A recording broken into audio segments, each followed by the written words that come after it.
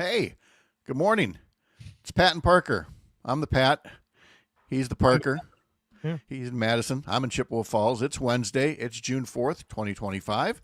And this fine program across the Civic Media Radio Network gets started at 6:06, or right now, for those of you here on social media, to hear that we're going to talk about the latest on the big, beautiful bill, which now Elon Musk is ripping as a disgusting abomination. And how did this come to happen?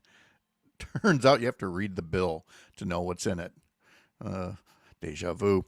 In our second hour, we'll talk for a bit about a bill that was considered by a legislative committee yesterday about so-called gig workers. You know, the gig economy, like food delivery drivers and things like that. Are they contractors? Are they employees? Do they deserve benefits and other protections? And how would this bill help or exacerbate the situation? In our third hour, we'll talk to Melissa Baldoff in our climate check about the cuts that some Republicans still want to make to the job creating programs in the Inflation Reduction Act. But here's the thing, even if they cut all that, it's a minuscule portion of the Trump budget bill that otherwise relies on just exploding the national deficit. So we'll talk all about these things and more coming up in just about 4 minutes. Oh, your chance to win in the Scotty Summer Contest as well. We'll see you in just a bit.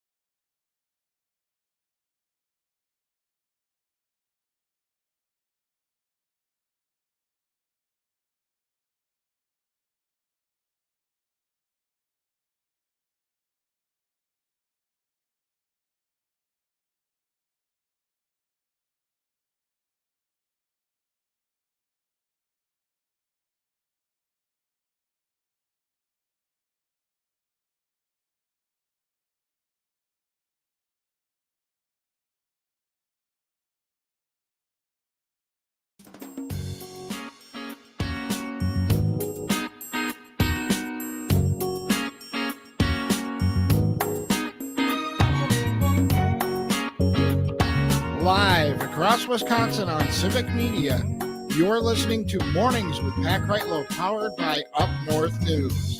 Now, from our Lake Wissota studio, here is the founding editor of Up North News, Pat Kreitlow.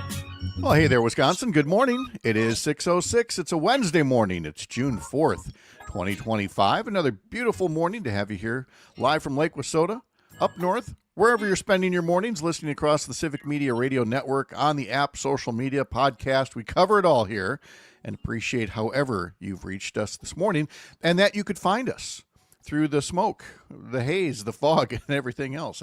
That's my question for you this morning. Who misses blue skies? Or alternatively, the question is, can somebody go put out Canada? Because all these fires and all this smoke, I mean, we've put up with this for, what would it be, like 4 of the past 5 summers or 3 of the past 4, something like that, where the smoke just gets insanely thick at times. And I'm telling you, yesterday, and I don't know if this was maybe where you are as well, but I've never seen such a smoky, rainy day. You normally think of rain as, going to wash away the smoke. And it was nothing like that at all. This wasn't like haze like you'd see on a typical rainy day. It's just really pronounced out here, and the air quality alerts are still out and about for big parts of, the Midwest. So take it easy out there. And for the rest of us who, it's not a health concern, but it's a nuisance. And hope it goes away soon, but at the moment, we're just going to have to put up with this and eventually get our blue skies back. But it is nice to have you along on this Wednesday morning. Coming up, we're going to hear from Dan Schaefer, political editor from the recombobulation area. We have him visit Tuesday mornings at 8:30, and some folks are already at work and things like that, so we'll play back some of the best of those excerpts coming up at 6:30 this morning. We're also going to talk about the big, beautiful bill. It is a big, beautiful, disgusting abomination. And that's not a Democrat saying that. That's Trump's former bestie, Elon Musk, is now taking shots at the big, beautiful bill because it's not so big and it's not so beautiful. And now suddenly there are Republicans in the House who voted for this, who are now saying to their constituents and to reporters, oh, we didn't know that was in the bill. Oh, that was in the bill too? Nope, didn't know about that. What do you mean that was in the bill? Oh, did not know. We knew. We were telling people a week and 2 weeks ago what was going in there. But some folks wanted to do the la la la thing until after they had voted on it. And that's how this bill got to be such a disgusting abomination. So what you've got is a GOP civil war of sorts within their ranks. Do they want to pass a budget packed with special favors for the rich and cuts for the middle class, or one packed with special favors for the rich and higher debt and deficits? Because they're not going to pass a bill that isn't packed with special favors for the very wealthy, apparently. In our second hour, we're going to talk about a bill that just caught my eye here, looking at what the committees in the Wisconsin legislature were talking about yesterday in their various meetings. And one bill, the authors claim it would make it easier for so-called gig workers, like food delivery drivers, things like that, to get benefits that are partially paid by their employer, so long as they're not considered actual employers. You see, the whole gig economy is based on businesses avoiding responsibility for the people doing work on their behalf. So whether it's their health care benefits or being liable for their safety or other things, it becomes increasingly easy to claim that their workers are actually contractors and not employees. And we're all sold on this gig economy as a thing about freedom. You get the freedom to set your own hours and the freedom to work when you want to work. But you're still working for somebody when you're doing this, and usually not getting benefits, and usually not getting great pay. So we'll discuss whether this bill helps fix the situation or if it perpetuates it. In our third hour, we'll talk to Melissa Baldoff in our Climate Check, talking about the Inflation Reduction Act. That is, of course, President Biden's signature achievement for creating a new generation of jobs in the green economy. And some Republicans still want to cut it. Some want to eliminate it. Some want to claw back money that's already been allocated for it. And then other Republicans, again, the ones who aren't completely blinded by ideology, are looking and saying, hey, wait, this thing's creating jobs in my district. This thing is making us less reliable on fossil fuels here, and do we really want to cut it? Plus, even if they did, if you were to look at a pie chart of the big, beautiful, disgusting abomination, you'd see that the Inflation Reduction Act green energy jobs are just a sliver of this bill. So is it really worth killing new job creation just to say that you stuck it to Joe Biden? We'll talk to Civic Media's Earl Ingram, who's covering people and stories across southeast Wisconsin, and James Kelly, who's covering news in northwest Wisconsin. So much ahead today on a day that, again, is still going to be rather smoky, but the sun is coming out a bit more and more right now in the Chippewa Valley here. We've got some fog and some mist and some smoke, and it's 50 degrees right now, but we're going to get up into the mid to upper 70s today and tomorrow, and it will be clear tonight. And hopefully we'll get to talk to meteorologist Brittany Merlot tomorrow a bit more about that.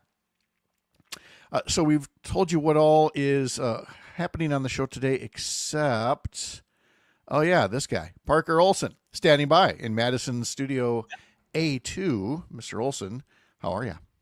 I'm doing pretty good. I could not believe that I couldn't see across the lake. Not that I'm by the lake every day like you are living on the lake there. Mm-hmm. But I couldn't see across the lake as I was driving to work today because it was so rainy and smoky. It was gross. It is gross. There's just no other way to put it.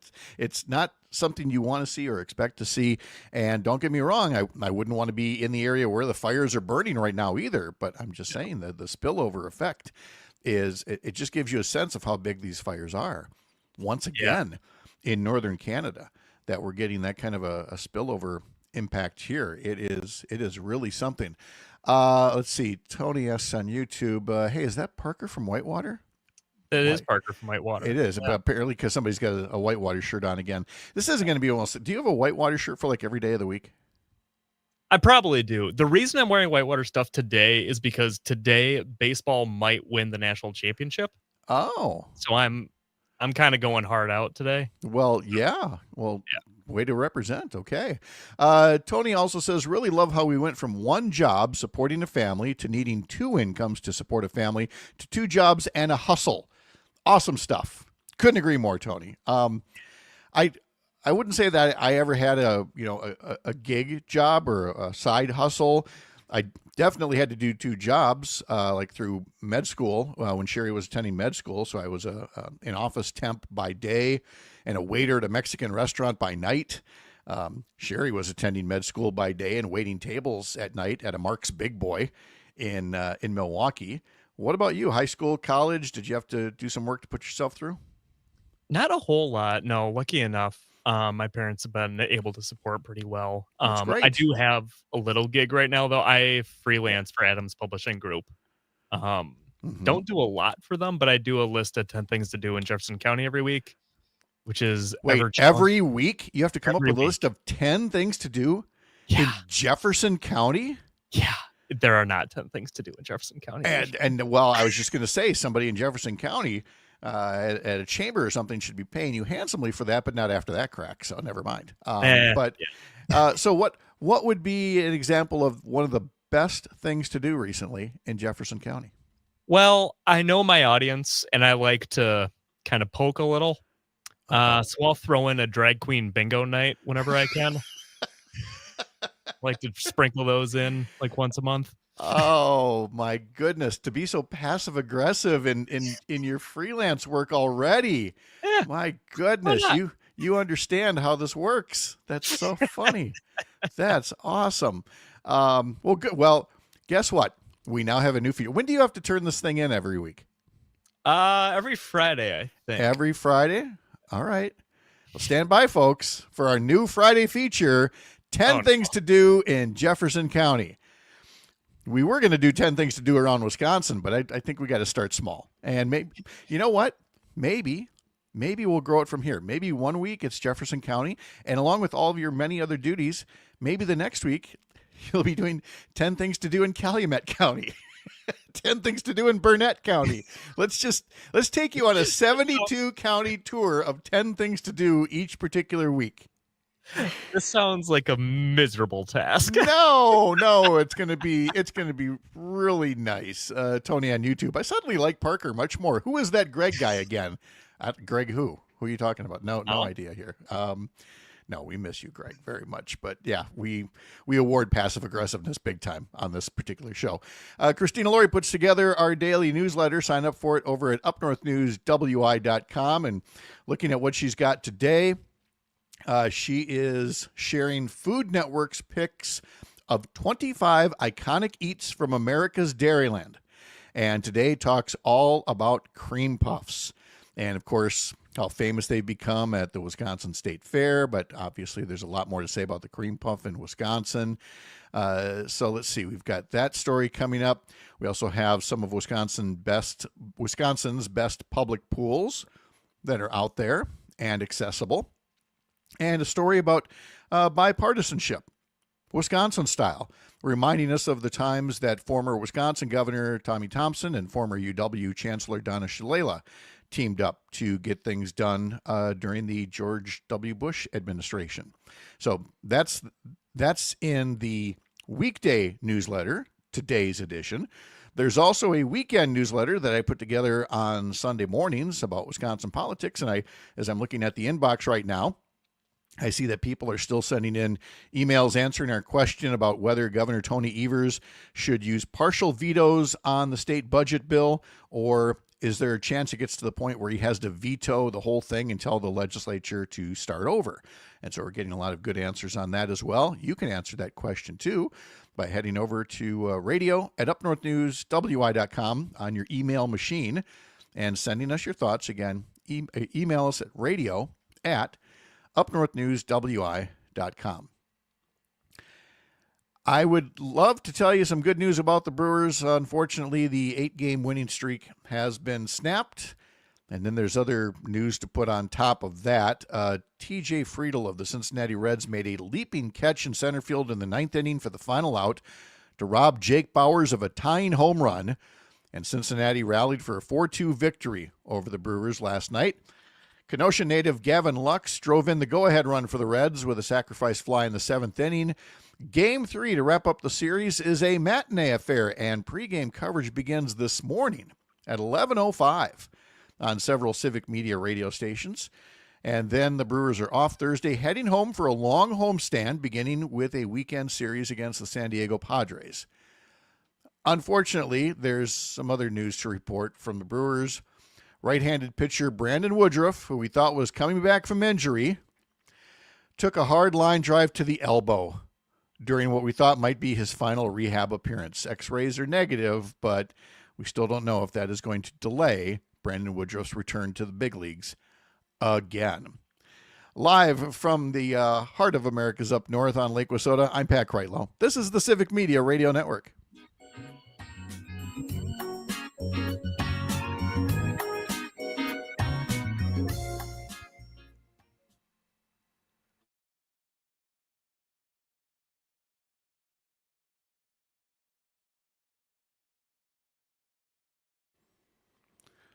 Mr. Parker, do you have any TV shows you're watching these days? I think I mentioned the other day I've been watching Newsroom. The Aaron Sorkin one? Yeah. From way back when? I think. How did you stumble upon this? The clip of what's his face? Jeff Daniels. Yeah. And like it's only like the first scene of the show. It's the very first scene of the show, yes. Yeah. About America. Yeah. And so you saw that clip and I thought this sounds great. And it is. Well, yes. Put it this way. Season 1 is great. Yes. You can, Season 2 was like, yeah, okay. Nah, nope. Yeah. Stop it. 3 is not worth watching if I remember right. Yeah. No. And so, okay, well, good. I was going to bring up some new TV shows. So keep that one in mind as well. Anything? I did watch Andor too. That came out. Okay. Like a month or so ago. So. All right. So we got a little TV chat coming up here. All right. Sounds good. Let's see what do we got here. Who hasn't seen the newsroom? It's the best open of any show ever. Oh, that's not what the MAGA crowd would say. You know, I mean, come on. America's the greatest nation ever, you know. I love that song so much. Yeah, thank you. Thank you very much. All right. Let's see. And I have to go get the big, beautiful bill. There it is. Okay. Good deal.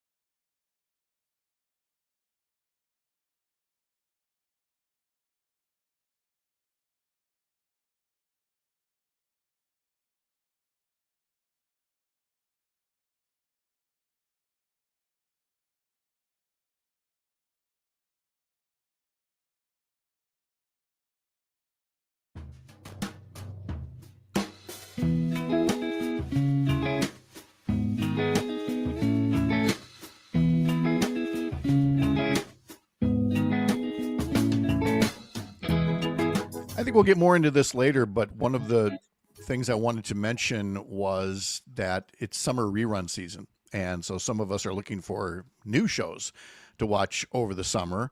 And on the plane ride over the weekend, I gave 2 shows on Netflix a try. And so I've only seen 1 episode of each, but I am very much looking forward to watching more of The Residents, which I know people have mentioned it on this show a couple of times saying, Pat, you got to watch The Residents. You got to watch it. I finally watched it, or at least the first episode. And yeah, I'm in. It's a goofball kind of murder mystery in the White House residence where the family lives upstairs. So I don't know a lot about it other than that, you know, a guy died and this kooky detective is out there, you know, and she's funny and she's quirky and the supporting cast is very interesting. And then the other is the Four Seasons, which I always associate with the Alan Alda movie from 1981, only to come find out that, yeah, that's exactly what it is. Tina Fey has freshened it up, you know, for all these many years later, 40 plus years later, talking about 3 couples and 30 years of friendship. And there's definitely drama to go along with the comedy. So those are the 2 that I'm going to try to watch a little bit more of here, along with that new Stanley Tucci one of Stanley Tucci in Italy that we're finding on Hulu. I asked Mr. Olson over the commercial break, you know, what new shows he's watching, and he comes up with some of the best from 2007, was it? Something like that, yeah. Hey, it still hits. Parker's new show is The Newsroom. Yeah. The Aaron Sorkin HBO series from, now we can officially say back in the day because it's like 20 years old, but that's your new thing. It's my new thing. I like it a lot. It's really good. I think it was really interesting to watch as like someone who wants to go into news. It was kind of like, oh, high pace, cool stuff. This is how some stuff happens. Not that it's a documentary, but well, in some ways, I mean, again, Aaron Sorkin, brilliant writer, but again, isn't like The West Wing. First 4 seasons, maybe first 3 seasons were masterpieces. Yeah. Trailed off a little after that. The Newsroom, season 1, tour de force. Season 2, much less so. Season 3, don't bother, you know. But good for you for you know, grabbing something like that. That'd be like me grabbing the Ed Sullivan Show and going, hey, what is this thing? I'm gonna watch this for a little while. So we will be looking forward to newsroom updates as well from All right. Mr. Parker as we move through things here. All right, one of the headlines today, I'm just going to read the New York Times headline first off. Here's the headline, top story. After muscling their budget bill through the House, some Republicans have regrets. The subhead says, the sprawling legislation carrying President Trump's domestic agenda squeaked through the House with 1 vote to spare, but, and here's the kicker, some Republicans now say they didn't realize what they voted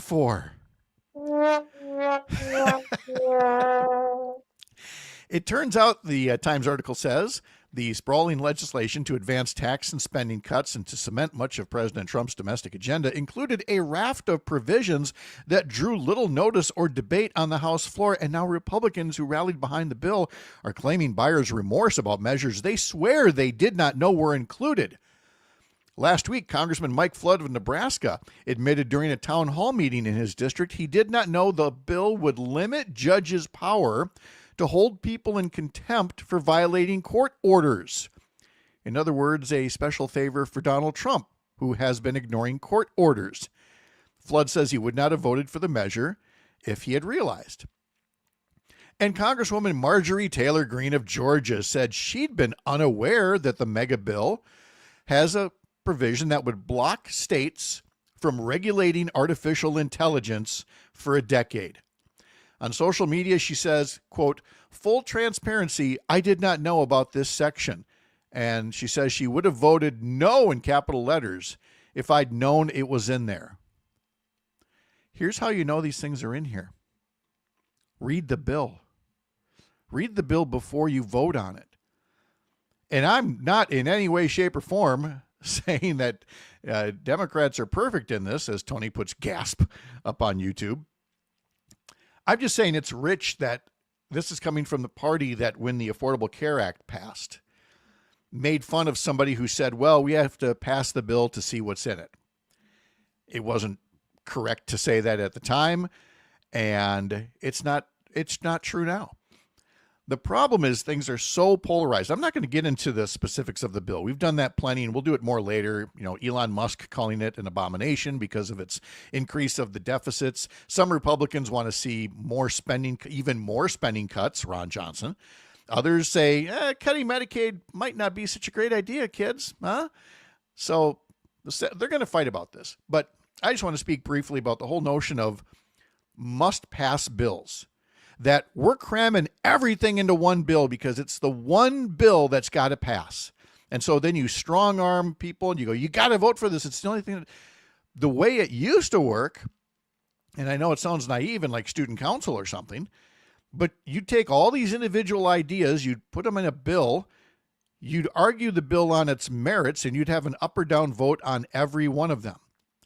But to do that, you have to actually be dedicated to the job and be at it full time. Right now, we have a part-time Congress. They fly in on Tuesday. They fly home on Thursday.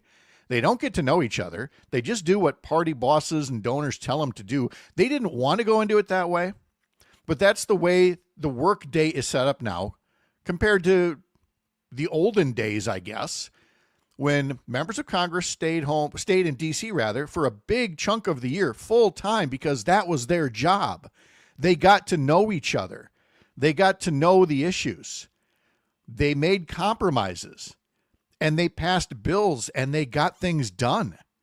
And they don't know how to do that anymore, so they pack everything into one big bill that they don't read, and things still don't necessarily get done. We're going to visit with Dan Schaefer next. Thanks for spending some time here as part of your mornings, powered by Up North News. We'll have more from Chippewa Falls after the Midwest Farm Report here on the Civic Media Radio Network. I'm Pat Kreitlow.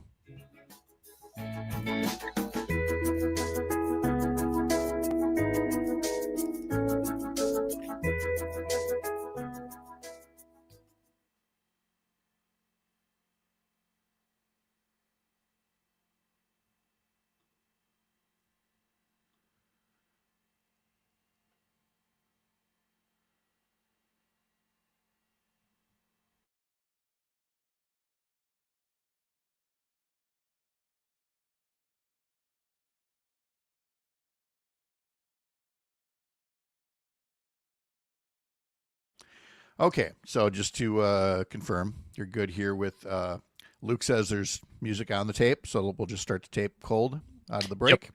Yep. And then I'll come in and I'll fill the final little bit here. So, okay. Yeah. All right, we're good. Cool. When you mentioned Four Seasons, I was thinking of when Rudy Giuliani gave that press conference. Oh my God, I forgot. Four Seasons Landscaping. I'm going to remember that next time we talk about the show. Oh, where's the guest appearance by Rudy Giuliani? Oh, that would be delightful. Oh my God. So good. All right. I'll be back.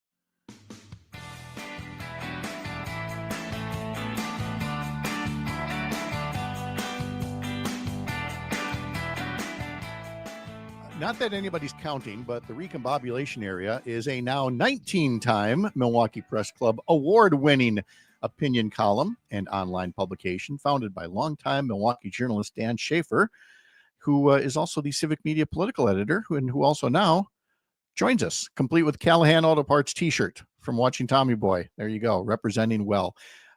Mr. Schaefer, how are you?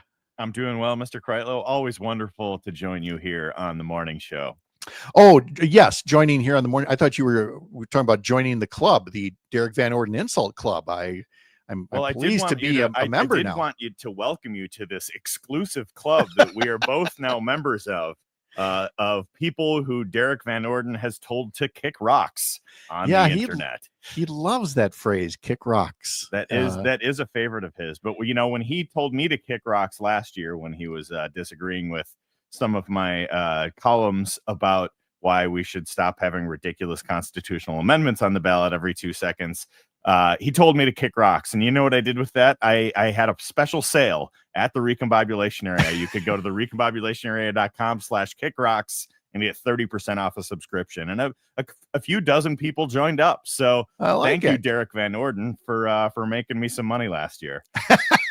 Let's see. Now that's the way that it's supposed to work. And look, from a, I don't even know that we can do this. I was going to say from a serious journalistic standpoint, from two political reporters talking about this. Sure. But it should still be a serious topic that a member of Congress who posts 45 social media posts within a 24-hour period riddled with insults and attempts to dox people, like he tried to dox a UW Stevens Point instructor yesterday. We still should not try to normalize this, no matter who's in the White House. It is a remarkably unhinged social media presence that Wisconsin's member of Congress from the 3rd District has. It's insults all the time. It's conspiracy theories all the time. And you know what? He is not exactly an accomplished legislator no. At the end of the day either. He is someone that has not really. He was posting on Twitter the other day, and I took note of this, and he said, "Oh, we have workhorses and we have show ponies." There was an article in the Bulwark from a few weeks ago from Bill Leaders, who wrote that talked about how unaccomplished Van Orden is as a legislator. I'll quote here directly: "Of the 32 bills and resolutions Van Orden sponsored in the 118th Congress from 2023 to 24, exactly none became law, and just 3 bills passed the GOP-controlled House before dying in the Senate, and a single Van Orden resolution received agreement in the House. It encourages all Americans to, quote, engage with veterans." That is the one thing that he is able to pass in Congress. So, maybe a little bit less time, a little bit less tweeting. I guess I know I'm one to talk. But maybe a little bit less time tweeting and a little bit more time legislating. You're not a member of Congress. Although I would like to thank Alicia here, a Navy vet, from telling us on YouTube, kick rocks is actually a common phrase used by Navy chiefs. It actually goes, kick rocks in flip-flops, cool breeze. Now you know. Now I know. Now I know where he gets it from. So as we talk about some of the stories that you're following, and we're going to start in your corner of the state. Oh, wait a minute. I have to bring up Tony's comment quick. Wait, he hasn't finished the farm bill?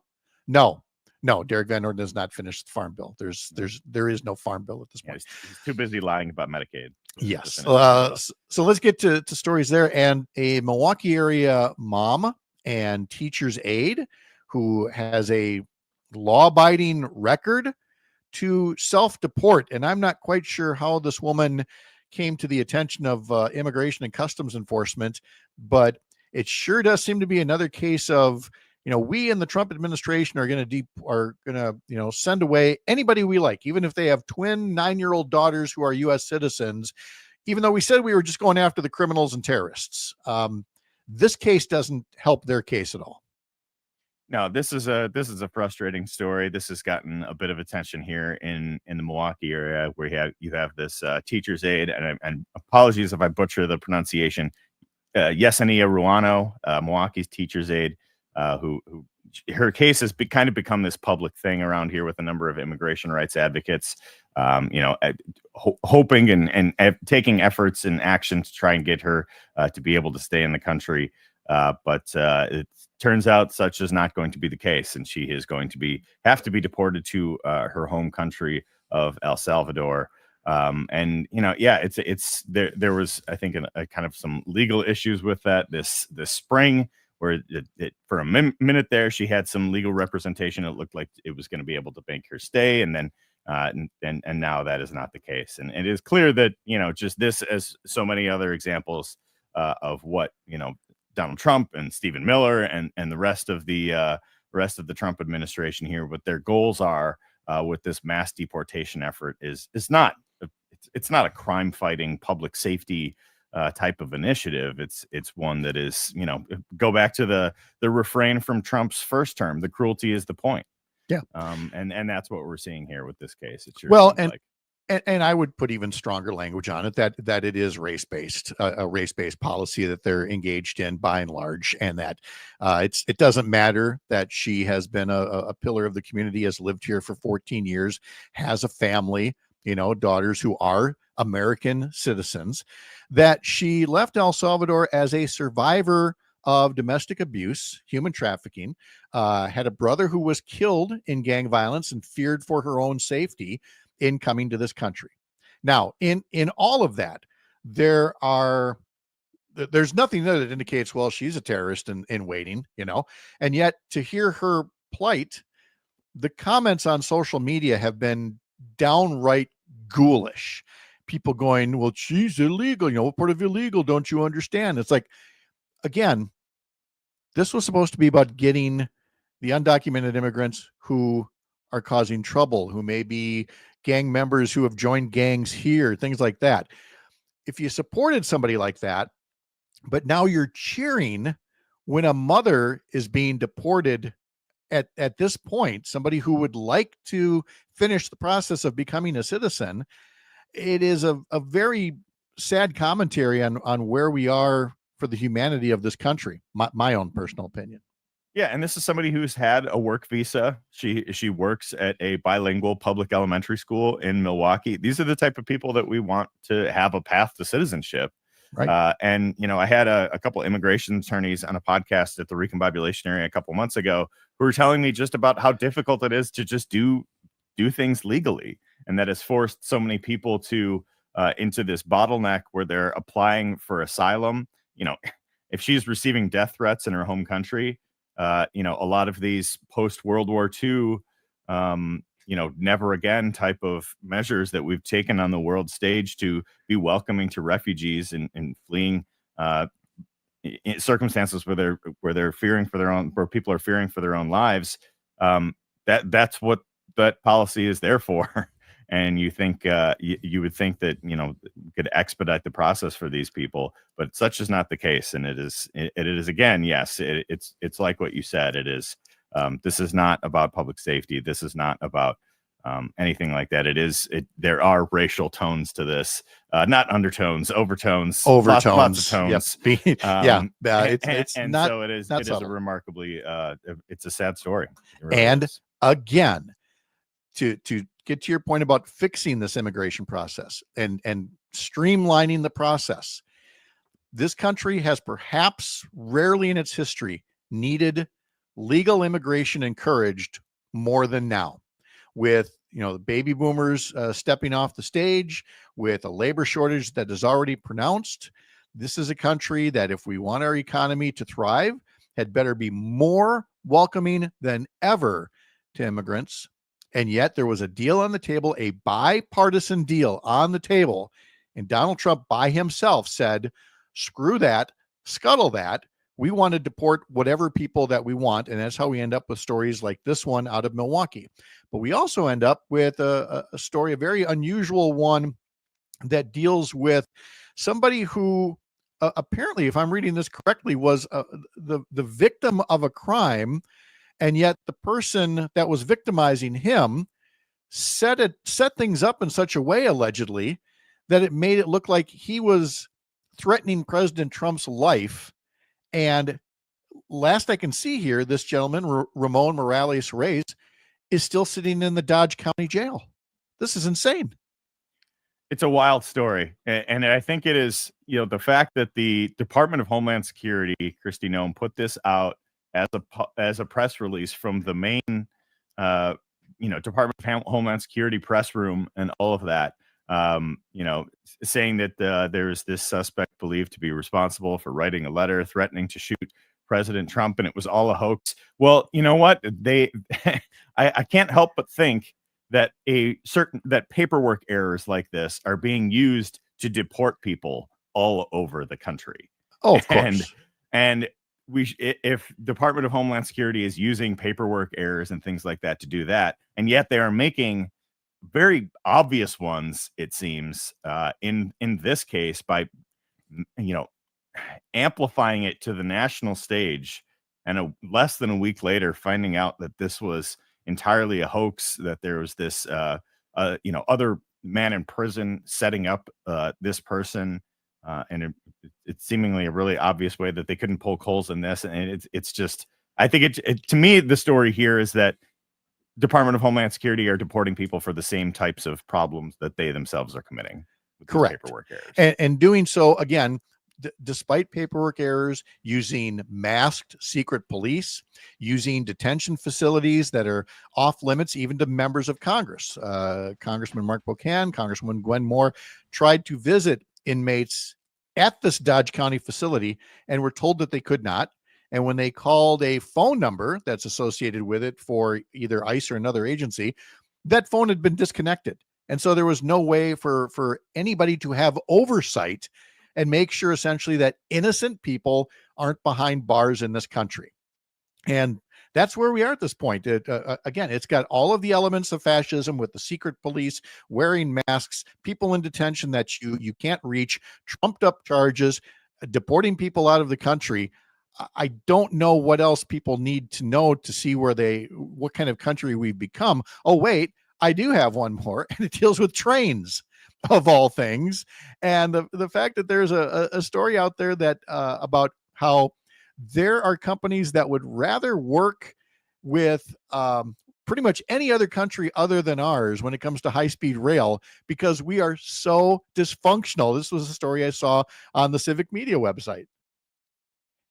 Yeah, it is. It really goes to show how broken our politics is when you see these international companies that would, like to build something and make some money in the United States and build a rail service here, and finding that not only was it so difficult to do it here, it was actually easier to build a rail service in northern Africa, in Morocco, I believe the country was. It was built a rail service in Morocco. So they found that northern Africa to be less politically dysfunctional than the United States of America in the Trump term. It's wild. This was from SNCF, which is the French National Railroad, a bullet train operator, and they pulled out of projects here in the States. And again, the quote in the news story is they told the state they were leaving for North Africa, which was less politically dysfunctional. Dan Schaefer, we thank him as always, and you can catch him live Tuesday mornings at 8:30. Today's history lesson is next, including the latest on Pigeon Quest from Melissa Kay.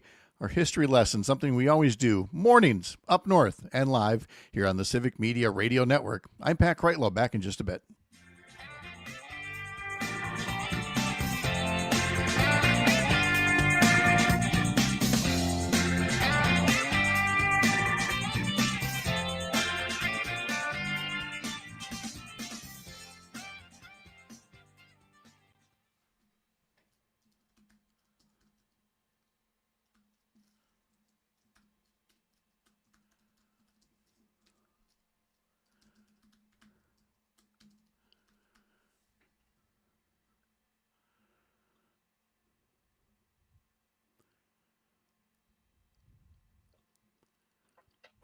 Ladies and gentlemen, welcome to Pigeon Quest.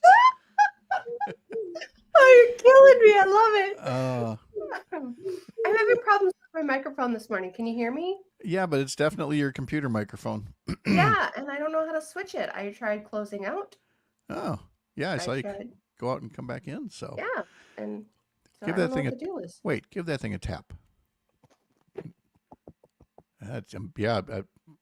I don't know.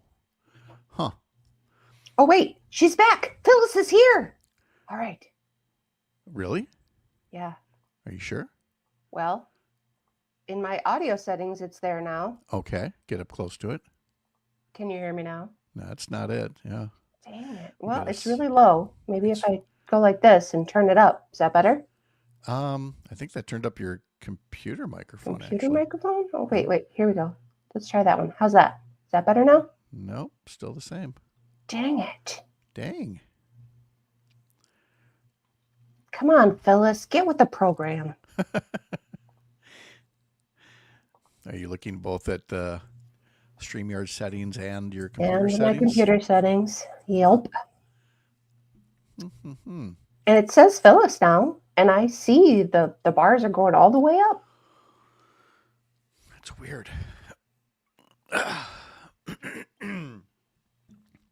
Headphones. It says Phyllis. Okay. Well, Phyllis is sleeping on the job here. So come on, lady. Lights are on. Nobody's home. Maybe Phyllis is jealous. She could be. Thinking, wait, I thought I was the only pet.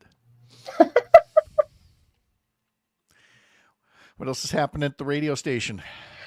Oh, we just had a bunch of live remotes last weekend. You did, yeah. And we will be doing some more, I believe, coming up in the next couple of weeks. Okay. The live remotes don't end this time of year. No. And are you doing anything for fun besides Pigeon Quest? What is fun? No, okay. I'm working to build the calluses up on my fingers. I was gonna say, are we doing gardening? Are we doing house projects? What do we guitar? Do? Oh, guitar. Okay. Mm-hmm. That works. Okay. All right, here we go.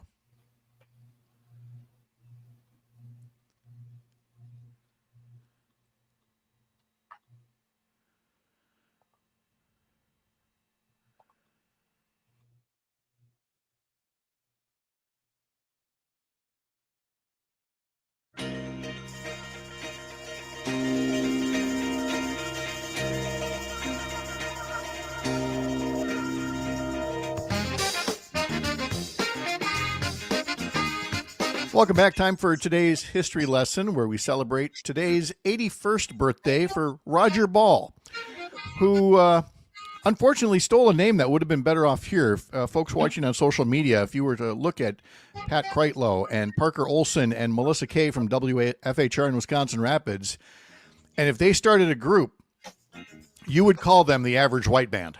But unfortunately, Roger Ball took that name first and gave us Pick Up the Pieces as part of his work. Happy 81st birthday to him, and good morning to Melissa Kay. Good morning. Let's get to what everybody really wants to know. They're not here for the history lesson on Wednesdays. They want an update on Pigeon Quest. You're hilarious, Pat. I love it. Oh, and there's the birds. There's the birds. I got you some pigeons. Yeah. Nice job, Parker. Mm-hmm. So I did hear back from the pigeon rescue. Okay. And they said to complete the next. They enjoyed reading my application, and enjoyed the application. This is such a bit. This has got to be a bit. It's not. I will forward you the email. Okay. They literally said that. And then they said that I need to send pictures, like a virtual tour of my home. Oh, come on. What? Of where my cage is. We are so being punked, Parker. She is so playing the long game on this. I'm telling you. I am not. This is literally what I read in the email. Oh, so I took pictures of my living room where my cage is set up. Wait. And is there a chance that you're the one who's being punked here? That's what I'm thinking. You think you're writing to a Pigeon Quest, and instead it's just the most creative stalker ever imagined in broadcast history. I'm really getting concerned now, Melissa. I really am. This is okay. So you're sending pictures of your house now. Just the outside. Okay. All right. I mean, just the inside, not the outside. All right. I mean, they did ask for pictures of like the basement and, the attic and all of my expensive personal belongings and maybe my social security card. No, I'm kidding, Pat. I just had to show where my cage is sitting in relation to the rest of my home, and so that they can be assured that my pigeon pet will have time with me and it's safe. These rescue people are very serious about their rescues. They are. Well, have you ever adopted a pet from a shelter? No. Because they do ask a lot of personal questions. Well, that's good. And it's good that they care. Yeah. To a point. Because again, we're talking about a pigeon. But call me crazy. I am offended, Pat. On behalf of all pigeons, that I would say that their amount of care related to, say, a dog should be the same as what you're saying. Yes. Okay. All right. So Absolutely. they're asking all the right questions to make sure that I forget. Didn't we give this bird a name already? Well, I inquired about bell pepper. Pep. Ah, Pep. That's right. Okay. Yes. All right. So we'll see. I responded, and we'll see if I get another an email back. I'll Okay. keep you updated. And this has been the latest in Pigeon Quest with Melissa Kay. On this day in 1979, Fleetwood Mac was at Dodger Stadium in Los Angeles, recording outside live with the USC Trojan Marching Band, and this was the result.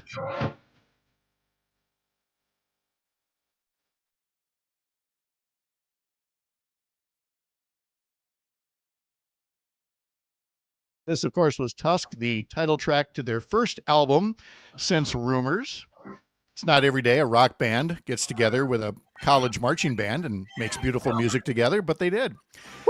Michelle Phillips of the Mamas and the Papas is 81 years old today. Actress Angelina Jolie turns 50 years old today. You want to hear the most prototypical 80s song ever that I can come up with here? Please. Happy birthday to Albert Brown. He took that and turned it into Al B, and his stage name was Al B. Sure, and he's 57 years old today. Oh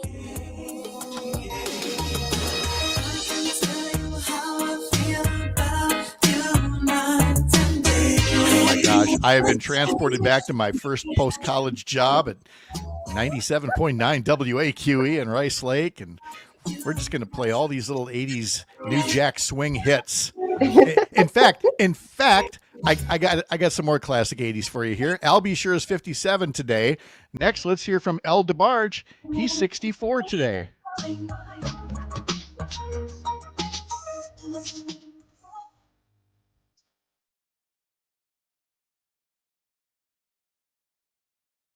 God, I just want to get all my 80s clothes out again and just throw those on, you know? Where's my members only jacket? Ooh. I would love to see that. Let's do that next show, Pat. Oh, there's pictures, believe me. On this day in 1912, Massachusetts became the first state to set a minimum wage. On this day in 1919, Congress approved the 19th Amendment, giving women the right to vote and sending it to the states for ratification. Congratulations, Melissa. Good work out of you. You can vote. A little before my time, but yeah. Okay. All right. On this day in 1984, Bruce Springsteen released an album, just a little piece of work called Born in the USA.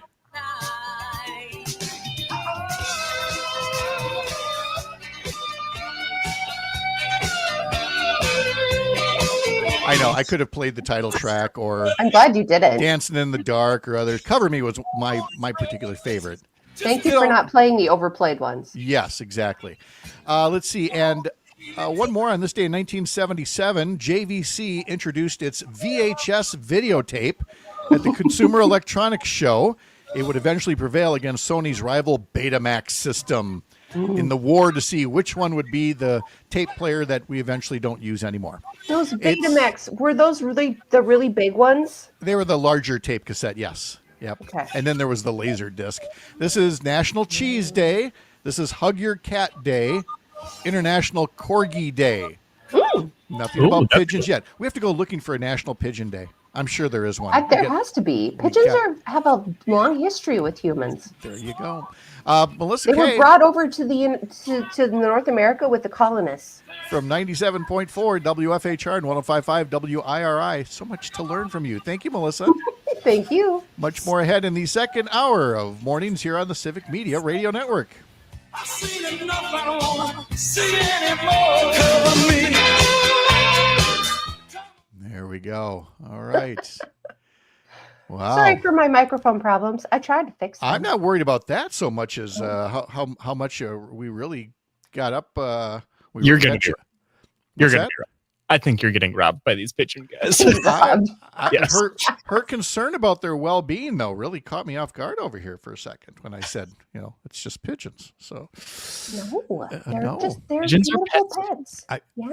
I did not make any dinner jokes this time around. I'm getting better. I'm learning. I'm growing. They have been farmed for meat as well, but it hasn't taken here in the U.S.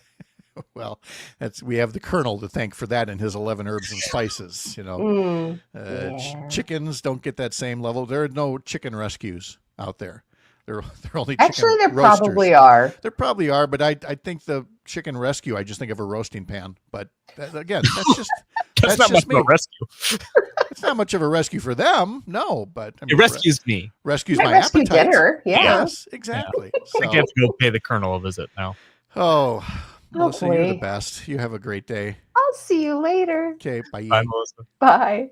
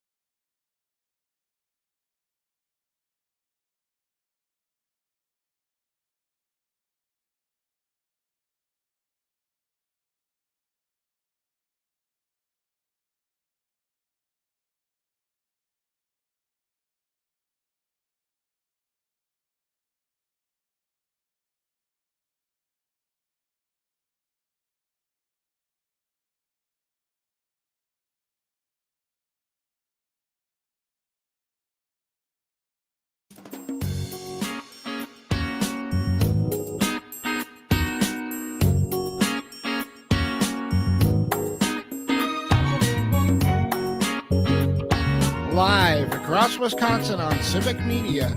You're listening to Mornings with Pat Kreitlow, powered by Up North News.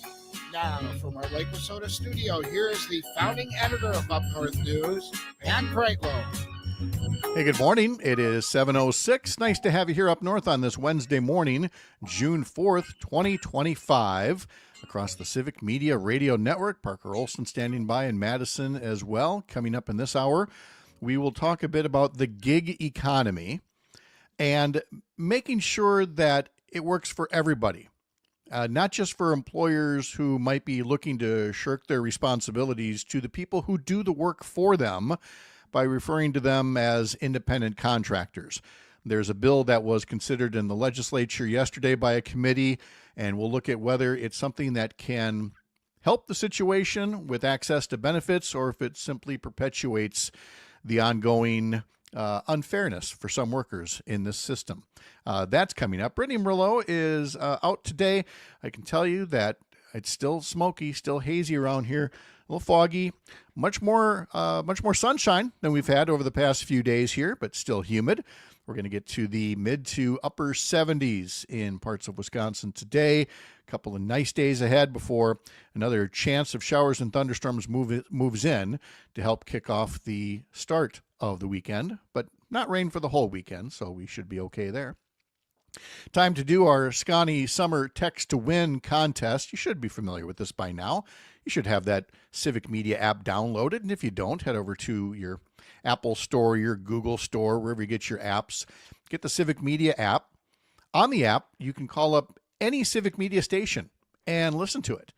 Unless there's some kind of licensed thing like you can't listen to Packers games, over the app. But so many other things on our music stations and on our news and talk stations.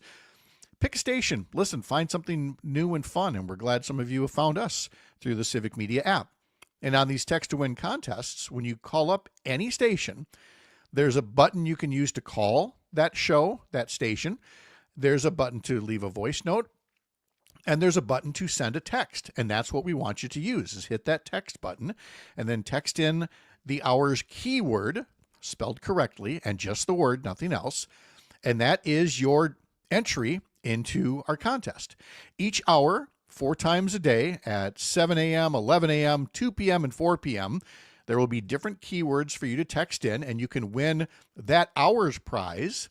But then every entry puts you in the drawing for one of the grand prizes, a lovely stay in the Wisconsin Dells area or in Door County, and a little gas money to get you there. Head over to the Civic Media website, civicmedia.us, to learn more.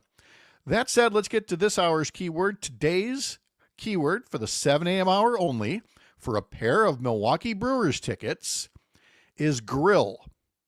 Grill, G-R-I-L-L, grill.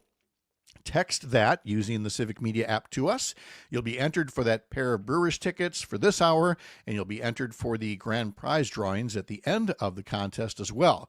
Now, there's a limit. You've got only till the end of this hour to text the keyword, and then we clear the slates and we get set for your next chance to win at 11 a.m. So, again, you have about 50 minutes, a little less than that, to get on the phone, get that app downloaded, and text GRILL, G-R-I-L-L, as part of the Scotty Summer Text to Win contest.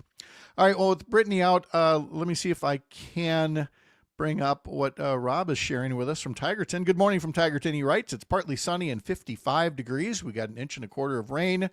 Many farmers call it a $1 million rain. It was really dry. It's been 3 weeks since the last good soaking. Rob says, I got 4 yards mowed yesterday morning before the rain and the storms came in around 2 o'clock in the Tigerton area. Grass will really be growing after this rain. And he says, today is birthday eve for me. So, Rob, I hope you're going to be treating yourself really good with a cake or something along those lines. We had to make a birthday call last evening to my in-laws. Sherry's parents yesterday turned 80 and 85. And, of course, are long since retired from their work on the dairy farm there. We were talking with Hans Breitenmoser yesterday about the changes in dairy farming over the years. This being June Dairy Month, there are a lot of dairy farm tours that are out there, a lot of dairy farm breakfasts. And all of these automated, almost robotic milking parlors now that are more efficient, cleaner. Such a different time from when Sherry was growing up. Sherry was the oldest of 6. And the kids would get up at 5 a.m. and they would, milk 72 cows, clean the barn and everything, and then get on the school bus. And when they got off the school bus, they'd do their homework, and then they'd milk 72 cows again, in the stanchions. And if the power went out, which didn't happen often, but if the power went out, it was a stool and a bucket. And it's a lot different now in just these few years. And so, again, happy birthday to Billy and Betty.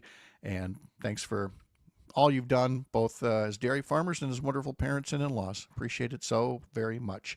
And again, for the rest of you, for June Dairy Month, get out to one of these farm visits. Get out to a farm, a dairy breakfast if you can. Tony on YouTube, have you heard the song Blame Canada? That's what I think when I see all this smoke. Yes. Although I don't know that we can play it on the radio, but yes, I understand the song Blame Canada. And I understand the sentiment, but I also know there are plenty of folks in Canada that wish it weren't happening to them either. I mean, we talk about the Northwoods here. They have serious Northwoods up there. It goes for a long, long ways before you hit the tundra. And unfortunately, so much of it is, again, on fire.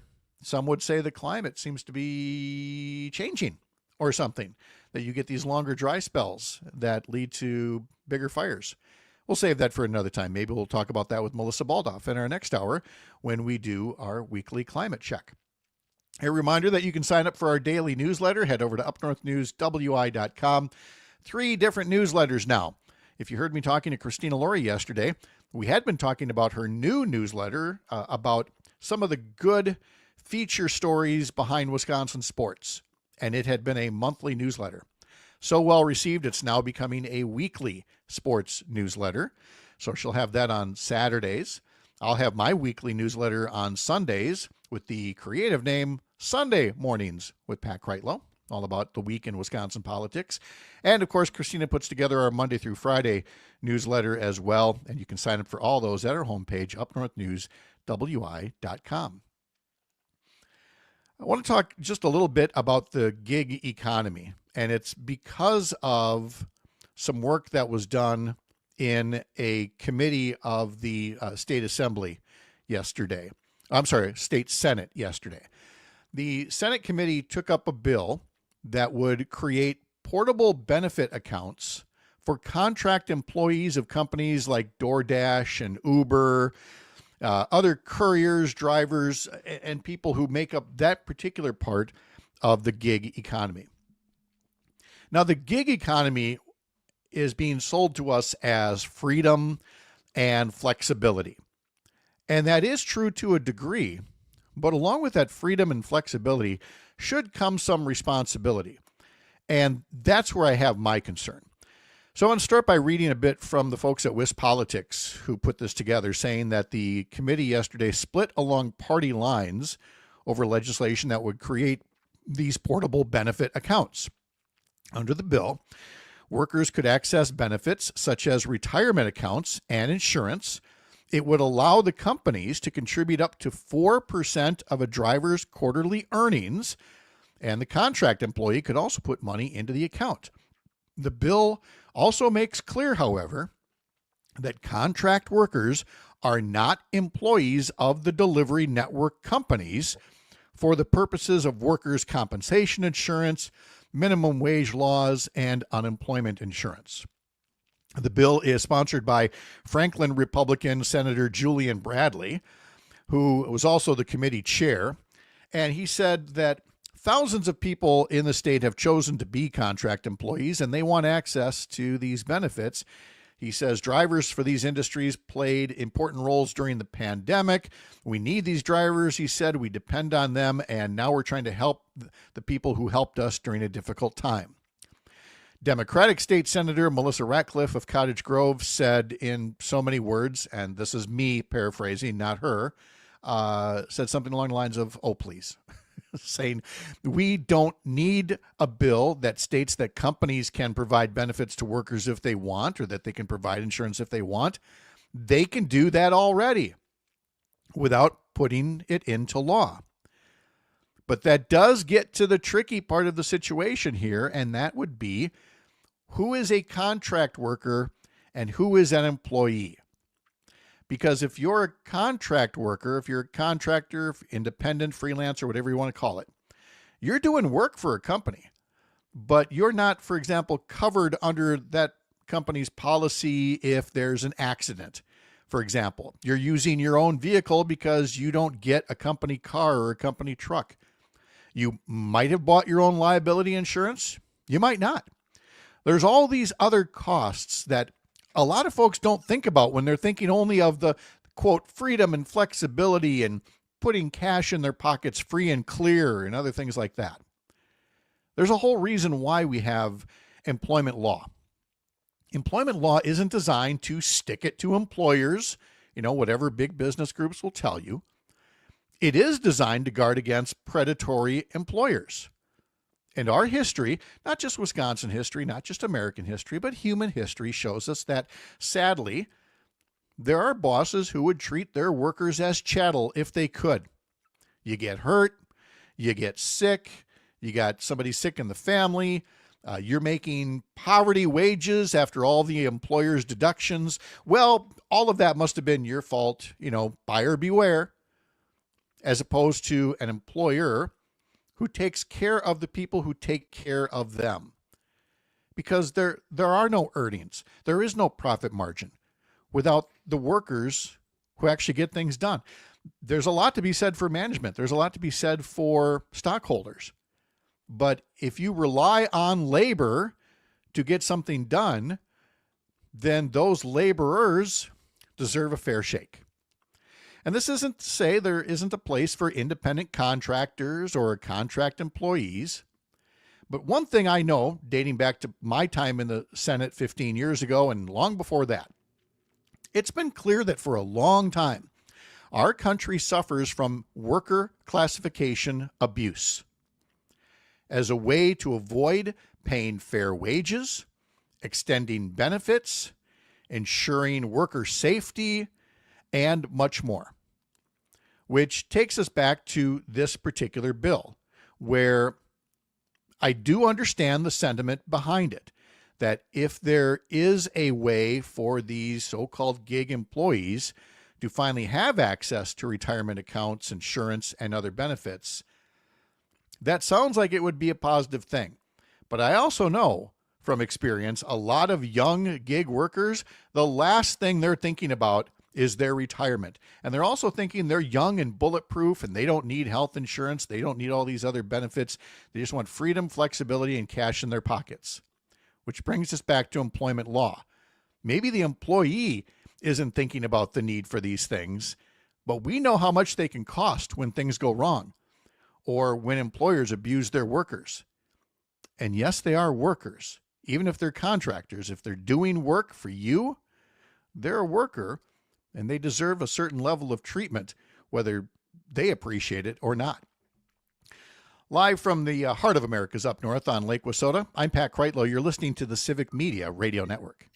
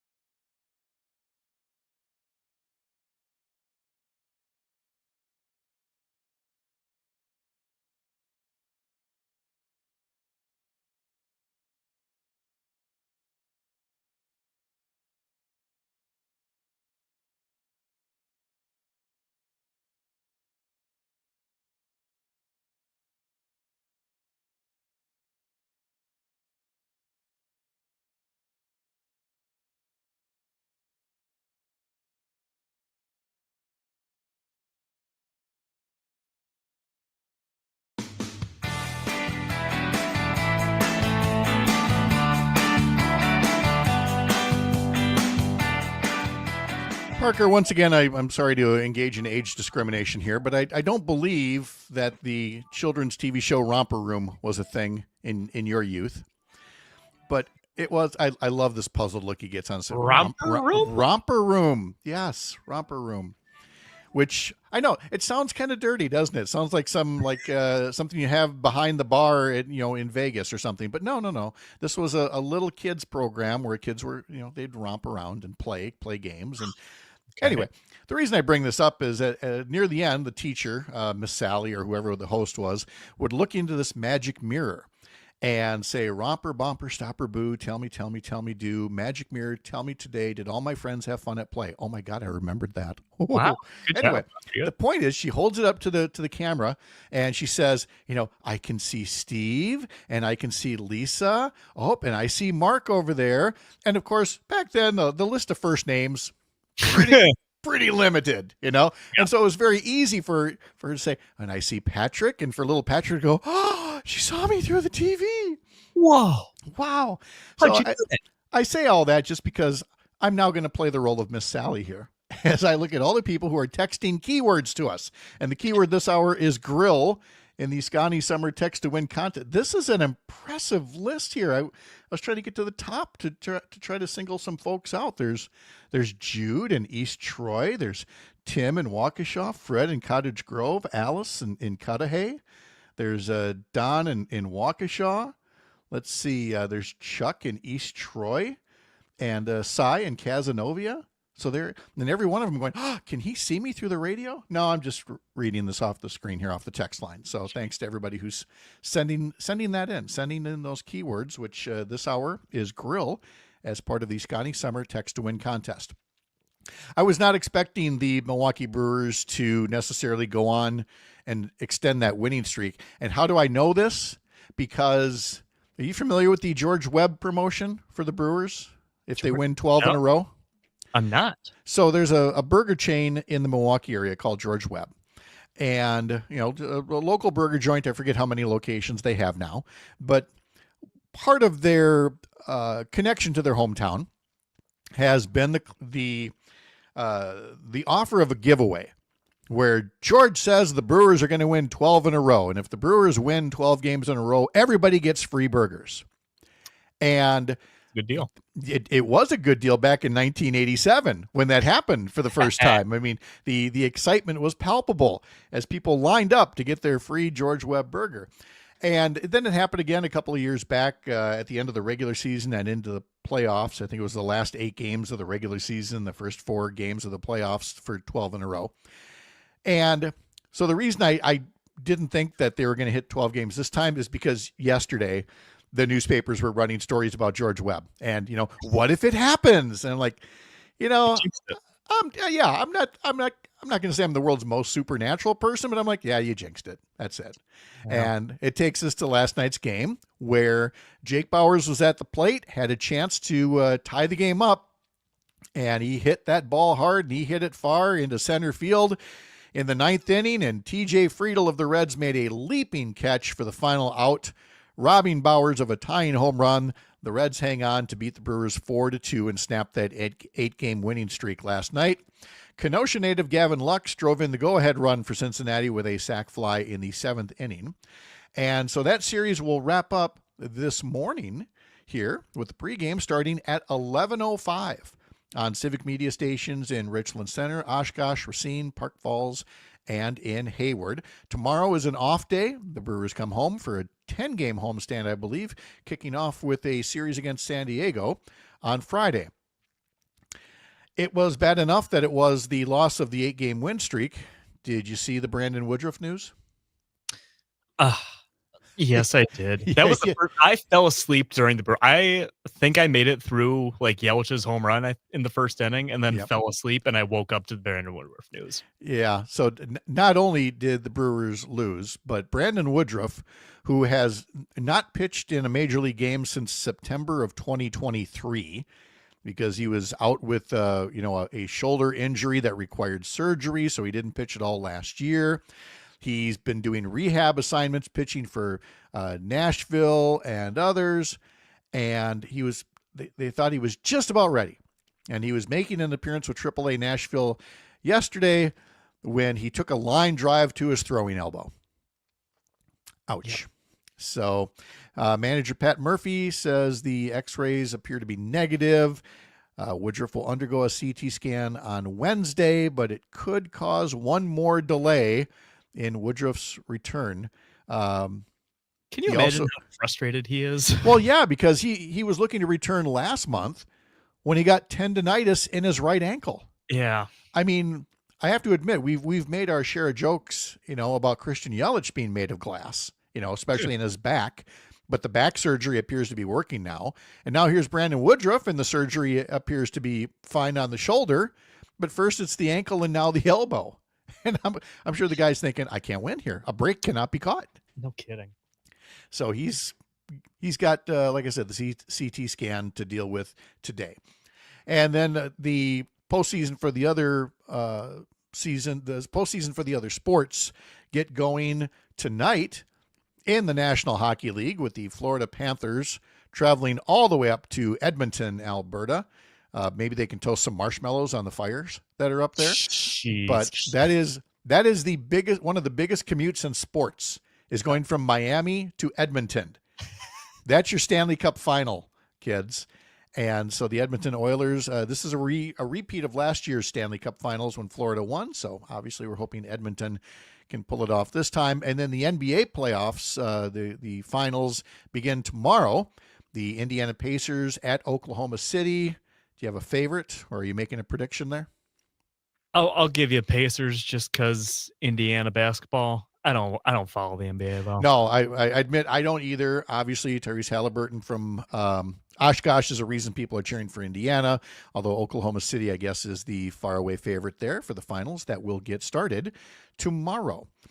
Thanks for joining us here live from Lake Wissota across the Civic Media Radio Network. More after the Midwest Farm Report. Next.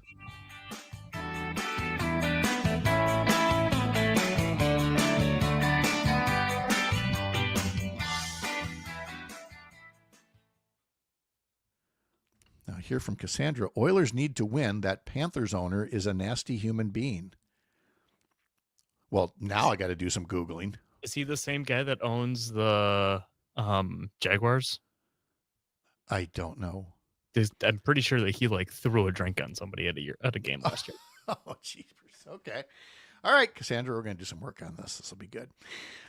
All right, we'll be back. I believe Todd Alba is going to join us a little early because we don't have a homeroom guest here. So, all right, we'll be on the lookout for Todd. I like it.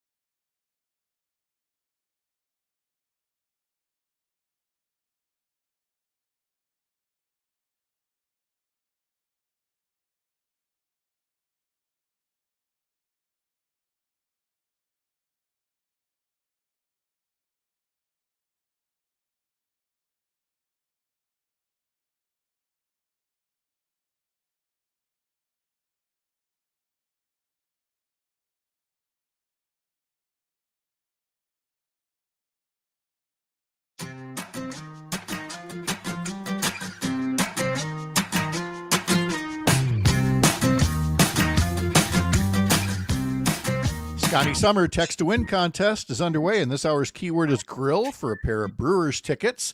If you'd like to be in the running for a pair of Brewers tickets and the grand prize drawings, which are some lovely stays in the Wisconsin Dells area and or county, then use that Civic Media app and send us the keyword grill before the end of this hour. As I was slurping yet again during the commercial break through my coffee cup, it occurred to me that I never see young Parker Olson here imbibing in coffee, but it also occurs to me that he works at an actual radio station, unlike the Lake Wasuta studios here next to my kitchen coffee maker, and they probably have rules against, beverages and fluids near $1 million audio board. Or are you not a coffee drinker during the course of the show? I am not a coffee drinker. I don't really do coffee at all. What do you do in the morning? I wake up, I take a shower. I thought you were going to say like Mountain Dew or something else. That your morning beverage. Oh no, I got my water bottle here. A water bottle. Yeah, that's so ridiculously healthy. Stay hydrated, man. We're gonna start doing hydration checks during breaks, Pat. Wow, that is so healthy. I'm so shocked. Anyway, hey. Well, not you personally, a man of your age, young men. Look, I'm the guy who would, when I first started college and saw all the young men were drinking Mountain Dew, and so I started drinking Mountain Dew. And in my dorm room, there was a shelf, above the bunks or above the beds. Sure. And I'd put each empty can there, and there had to be a couple hundred cans that were all stacked up, like a wall. Basically, I was building that big, beautiful wall, but out of Mountain Dew cans, and eventually took them all to what was called back at the time the Golden Goat, and you'd feed all these cans in and you'd get money back, and it was kind of depressing. But anyway, it was Mountain Dew. Then it was Diet Pepsi when I met Sherry, because she was a Diet Pepsi drinker. Okay. Then while I was in the legislature, we were studying taxes and who pays taxes and who doesn't, and realized that Coca-Cola pays its share of Wisconsin corporate income taxes. Pepsi didn't. So I was like, well, I'm done with Pepsi. So then we were Diet Coke drinkers for the longest time. By the way, since that time, Republicans have basically gotten rid of the corporate income tax. So, you have to pay everything now instead of, multi-billion-dollar corporations paying anything for the privilege of doing business in Wisconsin. Anyway, so there we were, Diet Coke drinkers for the longest time until we were like 45 years old or so. And this was during our 3-year stint, living in the Caribbean. And on an island, everything is way more expensive. Groceries, especially soda. And that's when we were like, maybe we should be grown-ups now and have this coffee thing. And it turns out we actually like it. It wasn't until we were in our late 40s that we were coffee drinkers. So long as we can put enough, flavored creamers in there, as long as it doesn't taste like, coffee. Coffee. Yeah. So as long as you can make it taste as unrecognizable as possible. Yes. Yeah. That and, whatever else Todd Alba puts in that cup that he's enjoying, as we call him up now a little bit early across the Civic Media Radio Network. Todd, affectionately known by Tony on YouTube as the Todd Father. So I like it. Todd Father, welcome. And what about you? Well, you have talked about, and by the way, say good morning, because I'm not sure if you're muted or not. Are you there? No, I'm not hearing you at all. So I'm nope, not hearing a peep out of you. You are as quiet as it gets. So you work on that, because I'm still not hearing a word out of you. So you just keep prattling on while you look at your settings. Todd is actually. I know. There you go. Yeah. Todd has actually worked in the coffee industry. He's worked with Big Coffee, as it might be. Well, yeah, I guess for a while. My first job in coffee was Starbucks. Out of default, I needed a job, and they were hiring. And they actually had a pretty good training program, to be honest. But then I learned about all the nuances of coffee, and the fact that coffee, like wine, has about 160 different profile flavors. If you have really good coffee, you can kind of be nuanced. I don't have the palate of a Q-grade cupper, as they say, but I have been able to get like strawberry or brown sugar or something like that. But most people don't know this, because most coffee is low-grade quality, and they over-roast it or burn it to cover up the bad flavors of coffee, the low-grade quality stuff. And then people say, oh, coffee is just bitter and burnt. That's because most of it is. So here's the quick secret. Don't buy coffee that's like all dark and shiny and it says it's going to raise your hair and, light you up, because that's just all marketing. And usually I'm very susceptible to marketing, but in coffee, I have learned. I'm going to start calling you Liz Rosenberg because we're doing coffee talk, just like the Saturday Night Live skit from Mike Myers. Welcome to Coffee Talk. This is amazing. I'm filling in for Paul Baldwin. He's got going to the shooting. He's in Palm Beach resting comfortably. Thank you very much. This was literally just a throwaway thing before I got into the main topic here. But now I realize I have so much to learn from you. You're my new coffee Sherpa. Well, thank you. Yes. I had the honor of sharing a studio on Friday when we were filling in for you with Parker, and he is remarkably awake and up and on it for only drinking water. And I heard earlier, yes, he is remarkably healthy. I wish I could be like that. I know. Tony saying on YouTube, wait, water? How do you do that? I think he's much more of a Red Bull and vodka guy myself. I could be wrong, but it works. So there's our coffee talk for today. Hey, this is when we would normally do our homeroom segment where we talk about education in Wisconsin. And I asked Todd to come on a bit early, and there was one education matter that I wanted to get his thoughts on. Now, we just had State Representative Christian Phelps from Eau Claire on the program. Was it last week or the week before? Talking about being on the Assembly Education Committee. Since that time, he has introduced a bill about voucher schools and the enrollment caps, because right now there is an enrollment cap so that, only so much state money can go to school vouchers. But what a lot of folks don't know, and we've mentioned it in passing a couple of times in this segment, but we haven't really focused on it, is that those caps are set to go away. Republicans have set it up that these caps will go away, and there would be no limit on taxpayer dollars that would move away from other services into voucher schools. And so Representative Christian Phelps has introduced a bill to maintain the existing enrollment caps on the voucher program. The bill was introduced along with Representatives Deb Andraka of Whitefish Bay, Senator Kelda Royce of Madison, and Chris Larson of Milwaukee. Senator Larson will join us next Monday, by the way. And Senate Democratic Leader Dianne Hesselbein will join us next Thursday as we start booking guests for next week's show. But Todd, I do think that this is something that folks really underappreciated, was the fiscal ticking time bomb that Republicans had left in the education budget for our state. Yeah, I agree. And I'm glad the folks that you listed are putting forth legislation to try to address it. Hopefully, maybe some Republicans will listen to this, although I'm kind of doubtful of my former party, because I know what their agenda is. But I really hope that people listening to your show and others really look at this and understand it, because as you said, if there's no caps, then you start getting the real outside interest, the national interests, who really do have, in my opinion, a war and attack on public schools.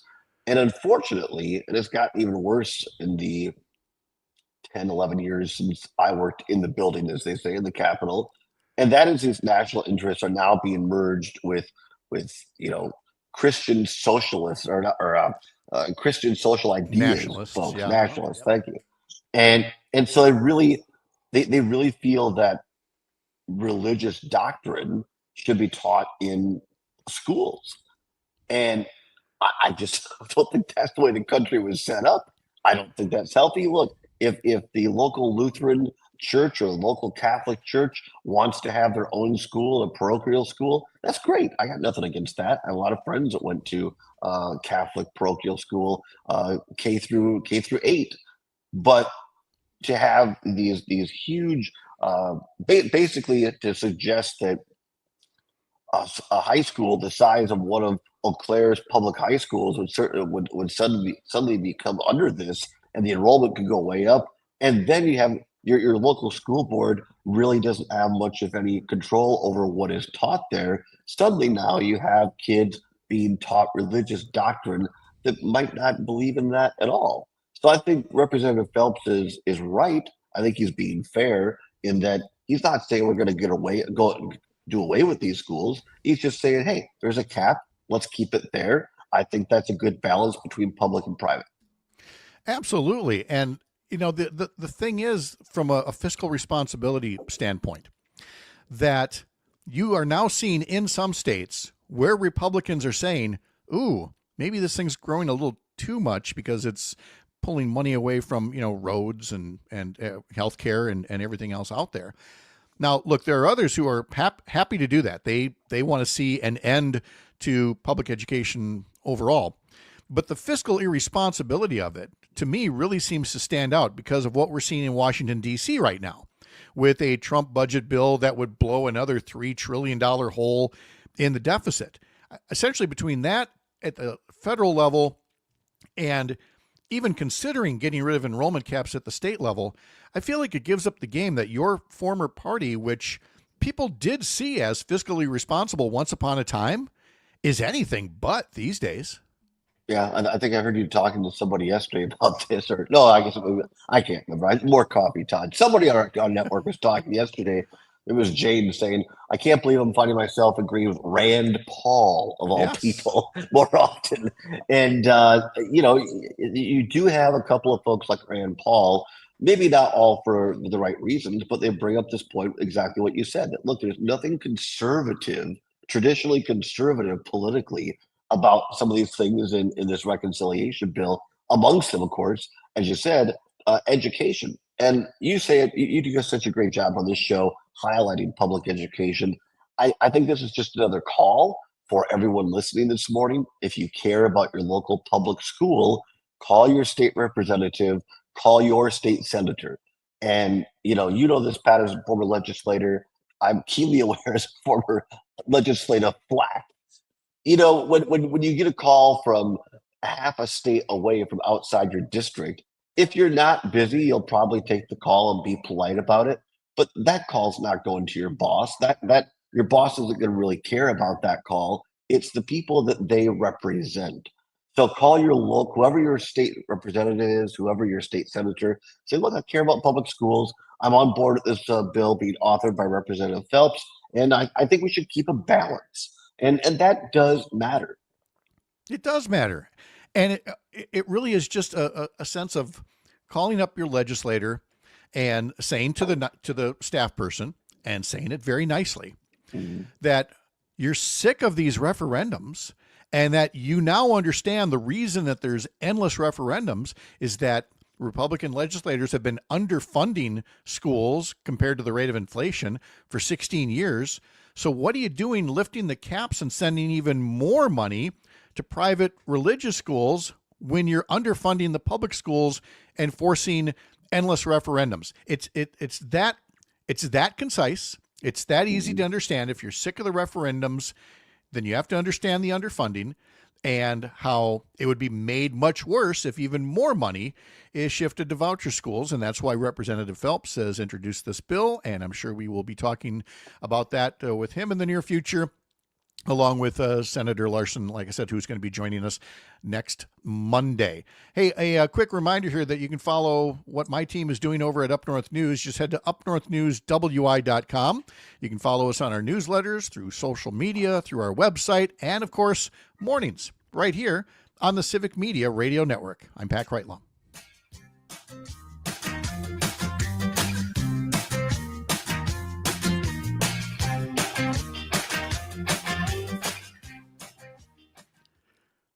And now, while some of our stations break away for a local update, Todd Alba continues with Coffee Talk. Don't buy the dark, shiny stuff. The brown matte finish is what you want. That's and crazy. Also, coffee is 98% water. So don't use the tap water unless you live on beautiful Lake Wissota. Get a water filtration system like the Zero Water or the Brita, and that way you're not using a bunch of plastic, but take all the particles out of your water. It will improve your coffee. This is crazy. This is so cool. I'm serious. Hydration. I don't know a lot about a lot of things, but I do know a lot about a few things. That's great. Oh, let's see here. Parker, how are you? I'm doing pretty good. I'm feeling real energized with this water I got here. Now, I was at my friend's, Jonathan Allison Klein's house up for the weekend, and their son's name is Parker. So I said, we're going to have a Parker Fest sometime on our show. And we'll have the power of Parker on the show. He like that. There we go. The power of Parker.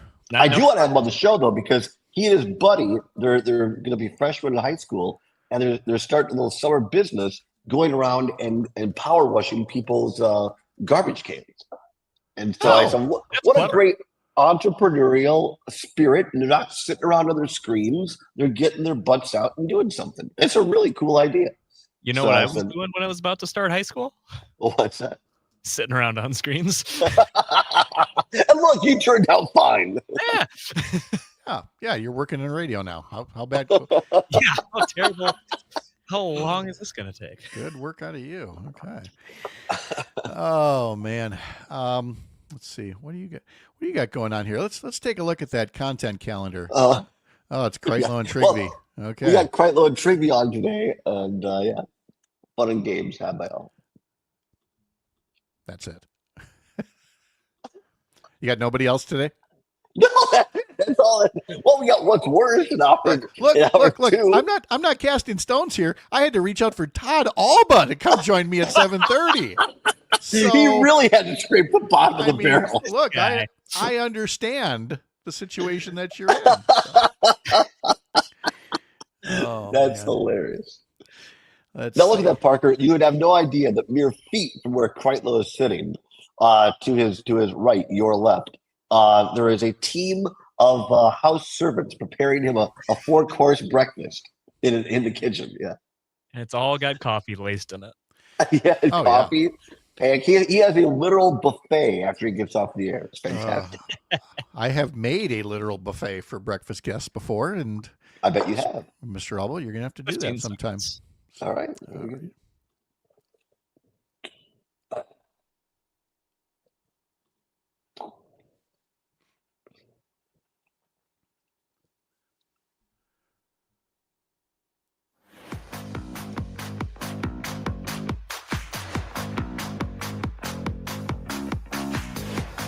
While Todd Alba does the Vogue dance over in the upper right corner of our screens here, I can tell you that there's Brewers baseball this morning in Cincinnati. Coverage begins at 11:05 on several Civic Media stations. Head over to civicmedia.us to learn more. Later today, across the Civic Media Radio Network, let's see, on the Maggie Dawn Show, we have got Dr. Charles Nicholson from UW-Madison, implications of the proposed policies for Wisconsin agriculture, specifically dairy. Nightlight with Pete Schwaba has comedian Brian Hicks joining the show at about 6:30 tonight. Matinee on Air follows this program, and at 9:35, Darren Von Ruden, president of the Wisconsin Farmers Union, along with Nathan Deming, talking about film credits for Wisconsin movie makers. And then there's Todd Alba of the Todd Alba Show, weekdays from 2 to 4 p.m. And his exciting slate later today is Pat Kreitlow and Trigby Olson. So what more do you want? Tune in for that if you dare. So what more do you want? Trigby, by the way, though, let's be serious about Trigby for a moment. Yeah. He has started a new Substack series. I mean, who doesn't have a Substack by now, right? It feels like. But he has taken his whole life's work about fighting autocracy, dictatorships, and all of that. And he has seen what's happening in this country now, and he is turning it into a series of essays that I think ought to be required reading, especially for folks who, not for folks who don't follow politics at all. You may not get much out of it, but for folks who follow it a little bit, and they're kind of inclined to go, oh, you know, that Trump, he means what he says, and I think he's got to clean things up. And like we hear that from a lot of Trump supporters, I think reading Trigby's writings would be good for them. I couldn't agree more, and very kind of you to say that. Yeah, I mean, on the Wednesday show, if you haven't listened before, we have a lot of fun. And Trigby picks on Pat because he's insanely jealous that Pat still has hair at our age, and Trigby does not, and mine is growing short. And we joke around a lot, but yes, you're absolutely right that Trigby spent a lot of time. He worked for John McCain for a number of years, and then went on to work for offshoot of McCain, working on democracy initiatives, particularly in Eastern Europe. And at least the only person that I know who is actually banned from Russia by Putin himself. And so he knows something about it. He's seen this in other countries. And it's a unique perspective. It can kind of be a stark and slap in the face perspective, but I think it is absolutely needed. So, he says this about himself, so I'm not talking behind his back. One of his good friends, who he's known for quite a while, he met through kind of politics, and he said, the thing about you, Trigby, is at first we can't get you to talk, and then once we get to know you, you don't shut up. That's pretty accurate. But he has a lot to say, so check out the Substack, and I do really think it's cool that Pat growing up and coming through the Democratic Party and Republican, Trigby and I are now former Republicans. There's a little different perspective, so it's always a lot of fun. So don't sell yourself short, Patrick. It's always great to have you there. No, and it is always nice when we mix it up now and then to remind people that there are still genuine, sometimes more subtle left versus right differences rather than, should we have a democracy or not? And, the segment that we had previously in our last half hour where I talked about a bill that's being considered in the legislature right now about gig workers. I think that's a classic example of that, of where you can have genuine debate about whether independent contractors or gig employees or whatever you want to call them, should they have benefits? What is the employer responsibility? Well, I guess I shouldn't say employer because they don't want to be considered the employer, but there is something to be said for, well, these are people who choose to be free agents and they will supply their own insurance and all of that. And so, where does state law fit in with protecting employees, and making sure that the few bad employers out there don't take advantage of them? And I say all this not to get into the weeds on it, but to say these are the kind of in the weeds debates that I genuinely miss with people like Trigby and you and others when you're writing a bill and saying, okay, where can we find some agreement on what's good for Wisconsin workers and Wisconsin business? And those are the discussions I wish we were having more of. Yeah, I couldn't agree more. And unfortunately, we're in a time where oftentimes we don't, because we're focused on this big question: can we preserve democracy? And yes, to Tony's point, some people like to say, "Oh, it's a republic." Okay, democratic republic. Yeah. But the large issue of democracy, small d, in this country, and it is good to know that we can come together on those things. And I think the more that we travel around the state, the more we talk to people. We had Kira Saban on our show not too long ago, saying, look, it's just the matter of fact that we've stopped talking to our neighbors. We stopped listening to one another because we get caught up and influenced by all this outside stuff. And in the end of the day, a lot of these people in Washington, they don't give a rip about our neighborhoods in Wisconsin. It's all these nationalized issues that make us turn against one another. Exactly. So right. You'll go over to the Mallard, share a drink with your buddy in Lake Wissota, and you'll find out that life is good. I certainly did. See, you enjoyed there that, ain't no didn't coffee you? over there. No, there's no coffee at the Mallard. Whether you're heading up by boat or by Jeep, there are some lovely beverages there where, you did not waste any time. You were working that room like you were running for governor, talking to people on their various bar stools, and everybody's looking at me like, who's the pistol? Who'd you bring here? And like, oh, it's Todd. He's on the radio. It's okay. This is why Pat got elected to the state legislature, and I did not. Yeah, because he's a really good talker. No, because I just sit there on my bar stool and I mind my own business. No, yeah, I'm such an extrovert. Todd, thank you very much for coming in a little bit Always early. a pleasure. By the way, I'm going to be on Schwab's show tonight taking a Wisconsin quiz. So that should be very interesting. Quiz. Ooh, yes, okay. At 7:20. I'm looking forward in nervous anticipation. Okay. I'm very interested. Very much so. All right. Thank you, sir. We'll talk to you a little later. Thank you, guys. Have a great day. All right. Hey, tomorrow we're going to have Congressman Mark Pocan joining the show. You'll want to join us for that. And coming up in our 8 o'clock hour yet, we'll talk to Earl Ingram. We'll talk to Melissa Baldoff with our climate check. We've got James Kelly checking in from the Civic Media newsroom here in Chippewa Falls. And remember, you can follow what I'm doing with my team over at Up North News, WI.com, and of course right here, mornings on the Civic Media Radio Network.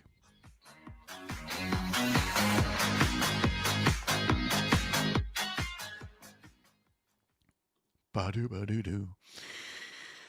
There we go. Beautiful. Beautiful. Okay.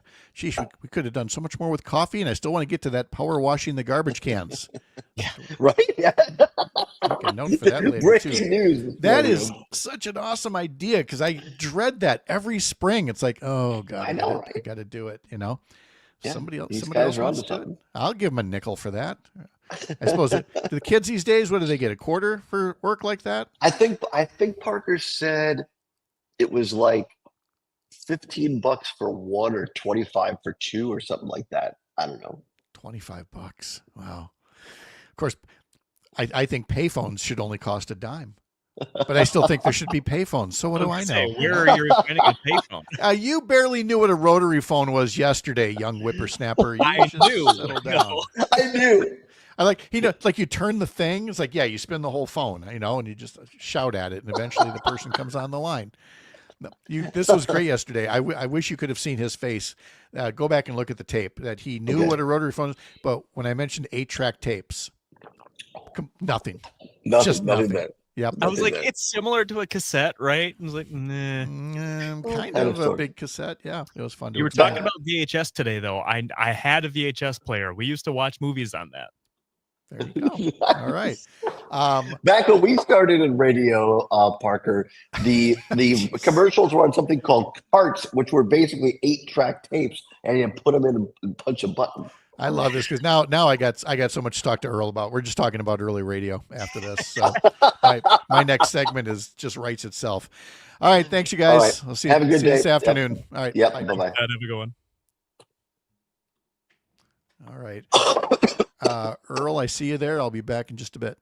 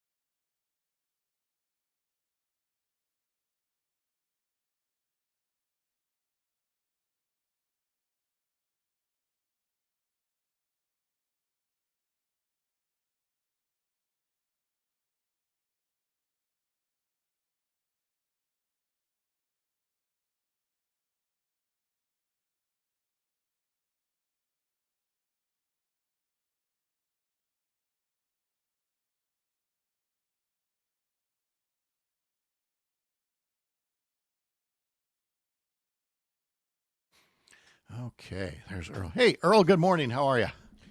Good morning to you, Pat. How are you? I'm great, thank you. What you got on tap for us today? Well, a couple things. There is consternation about several fires that have occurred in the city of Milwaukee in multifamily units, 20, 25 families and above, and many of them don't have sprinkler systems. Oh, okay. And they've been given, basically passes. And one of them on Mother's Day, there were 125 people in that facility. 5 people died. And there's been 2 fires that have occurred since with 25 or more family units, and they've been waived from not being, forced to have the sprinkler systems because of their age. So there's really clamoring to change that law and not to be so concerned about what the cost is for the owners of those facilities, but more concerned about the lives of people who live there. Yes, exactly. Okay. Clearly, one of the things that is on Hot Topic is what are people going to do? What with the cuts that are coming, the major cuts that are coming, single mothers with children, and how are they going to be able to? And many of them aren't going to be able to get the daycare that they've had in the past, and our community is scrambling, trying to figure out how do we work our way around that? Mm-hmm. It is forcing the community that struggles as it is to come together and figure out ways to try to solve these issues without the government. And that's a tall task. It's a tall order. Yes. Because the safety nets that were there are being dismembered and being dismantled. Mm-hmm. And so these are the things that are top on the docket. Okay, sounds good. We'll get going in 30 seconds here. All right.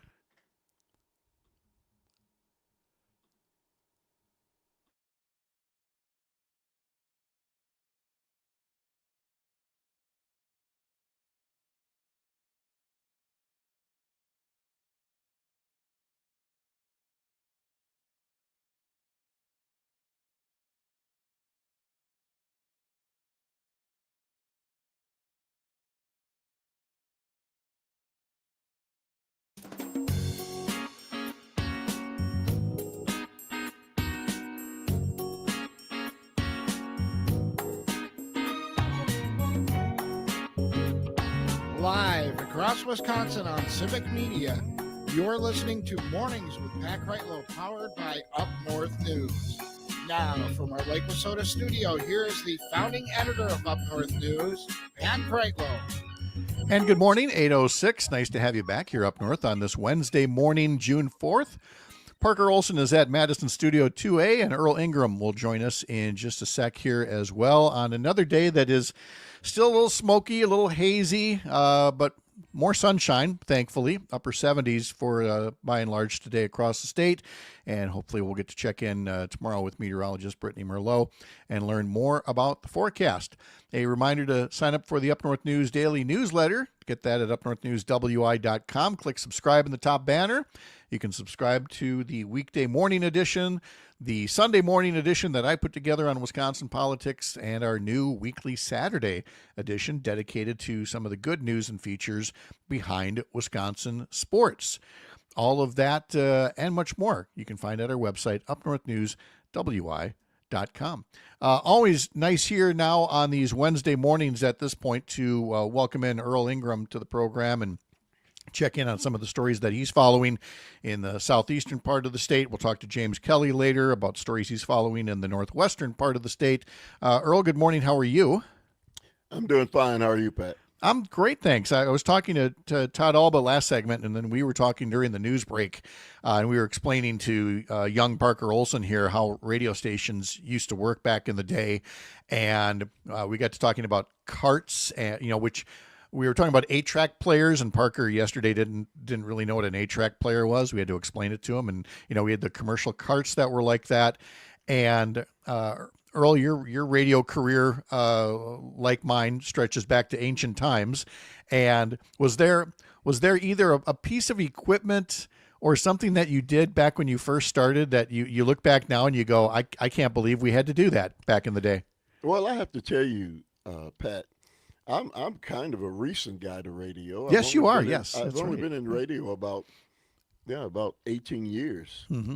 And by the time I got into radio, the carts were long gone, and I'm glad they were. I mean, I see vestiges. I saw vestiges of them in the studio over in the corner, and but that looked like that used to be a lot of work. It was a lot of work, but you do remember 8-tracks.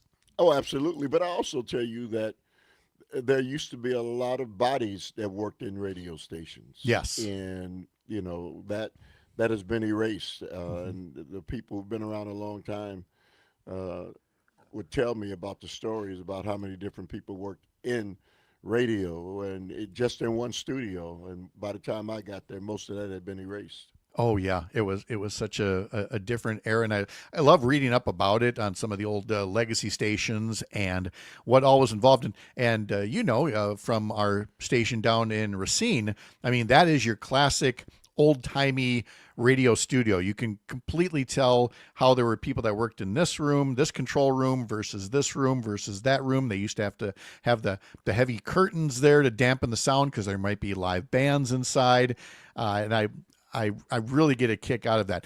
Don't get me wrong. It's great that I'm doing this from my home office. You're probably doing this from your home as well. That technology is great.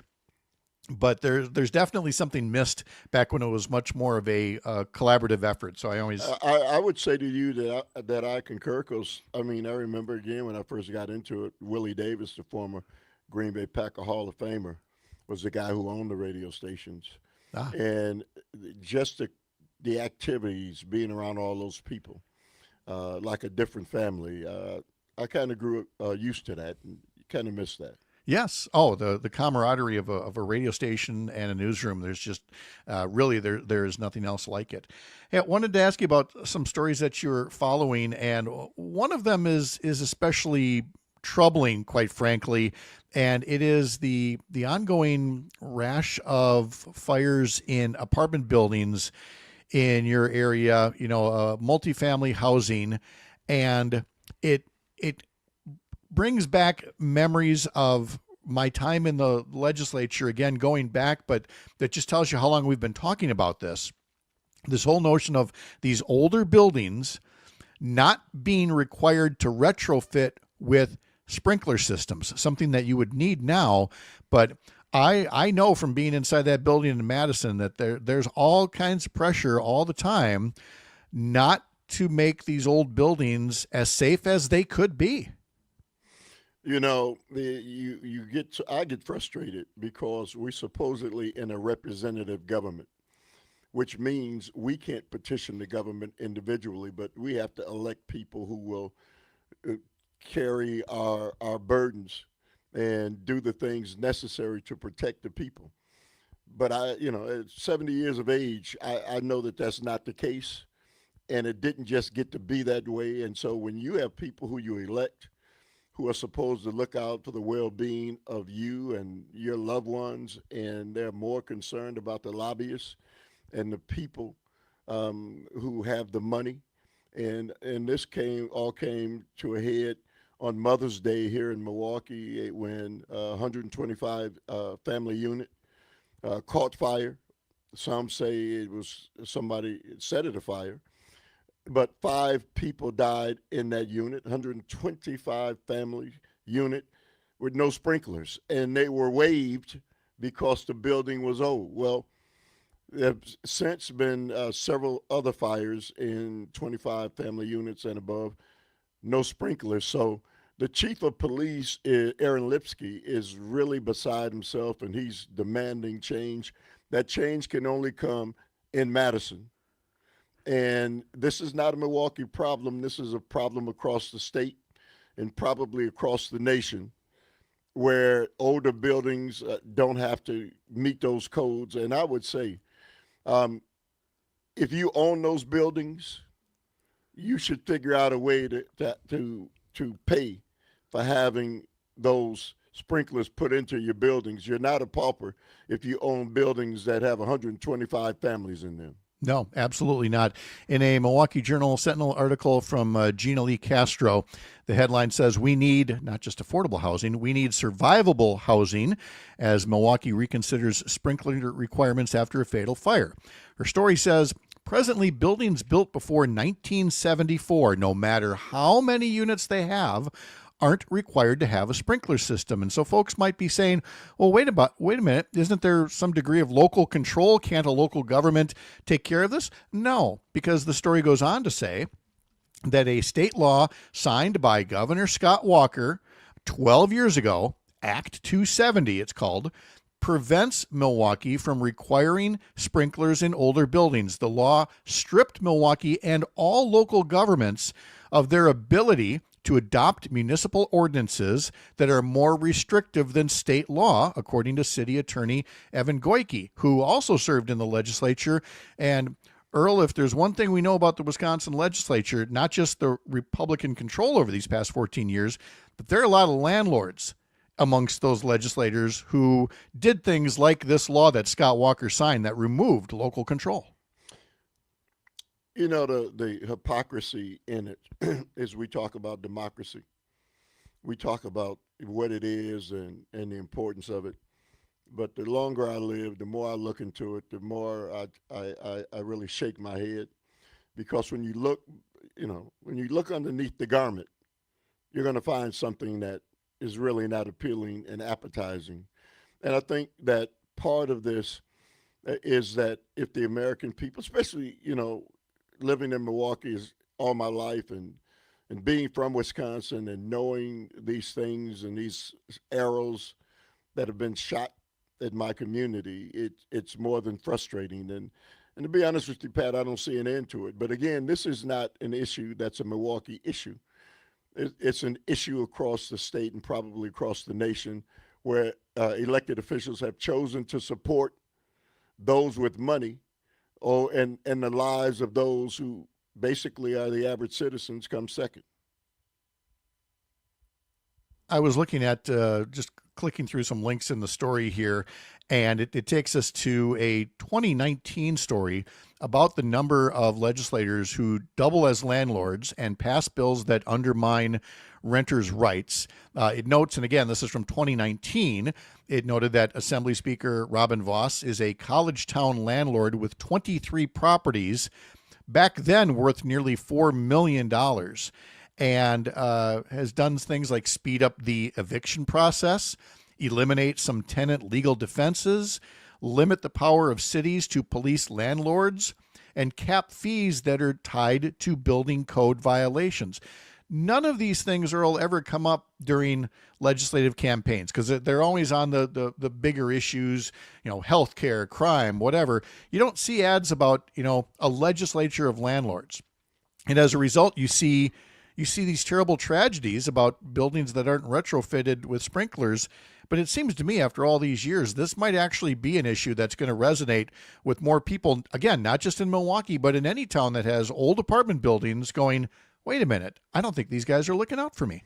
Well, for the most part, I would say that people who live in apartment buildings that are old and that don't have sprinkler systems aren't exactly well off economically and financially.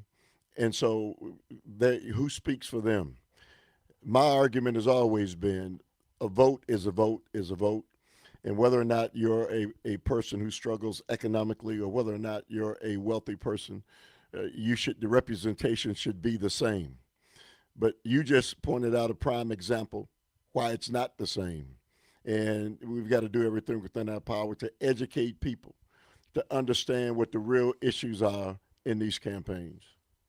We really should. And I want to go back to the original article and note that that there is an alderman there, Peter, is it Bergelis, who is suggesting a way to circumvent the current state law, and that would be requiring landlords to disclose to tenants ahead of signing a lease that an apartment doesn't have a sprinkler system.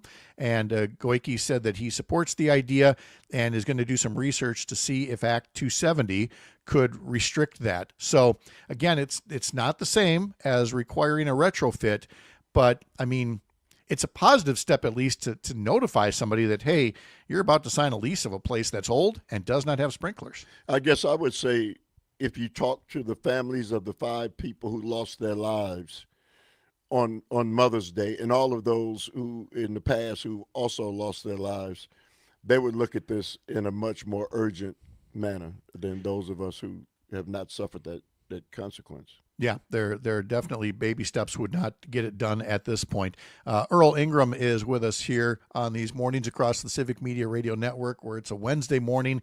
It's June 4th. Let me take a moment to give you an update on sports here, especially anybody that might be hoping to wake up and find out that the Brewers had extended that 8-game winning streak. They did not. They had a chance. They had a runner on, and Jake Bauers was a pinch hitter at the plate. Had a chance to hit the tying home run in the 9th inning, but T.J. Friedl of the Cincinnati Reds made a leaping catch for the final out. The Reds hang on. They beat the Brewers 4-2 and snapped that 8-game winning streak on Tuesday night. Kenosha native Gavin Lux drove in the go-ahead run for the Reds with a sac fly in the 7th inning. Now, that Cincinnati series wraps up this morning. Pregame begins at 11:05 on several Civic Media stations, and then the first pitch is around 11:35.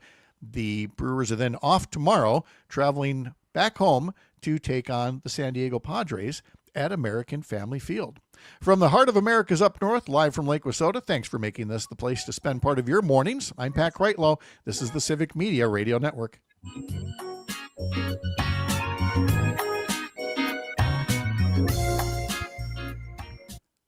Okay, this is a 2-minute, 30-second break, and then we'll get, so next we're going to do the budget cuts and moms and daycare.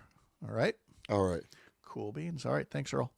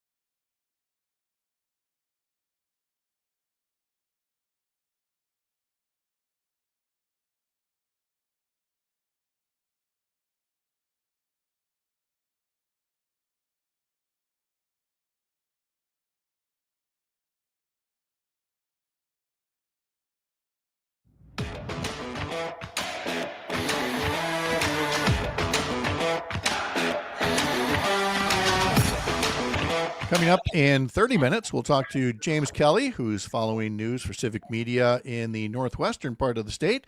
Right now, we're talking to Earl Ingram, who follows matters in the southeastern part of the state. And this time around in this segment, we want to talk about the big, beautiful budget bill, which, what did Elon Musk call it? A disgusting abomination or something like that. You can already see the split in Republicans, who some of whom are now claiming they didn't know what was in the bill.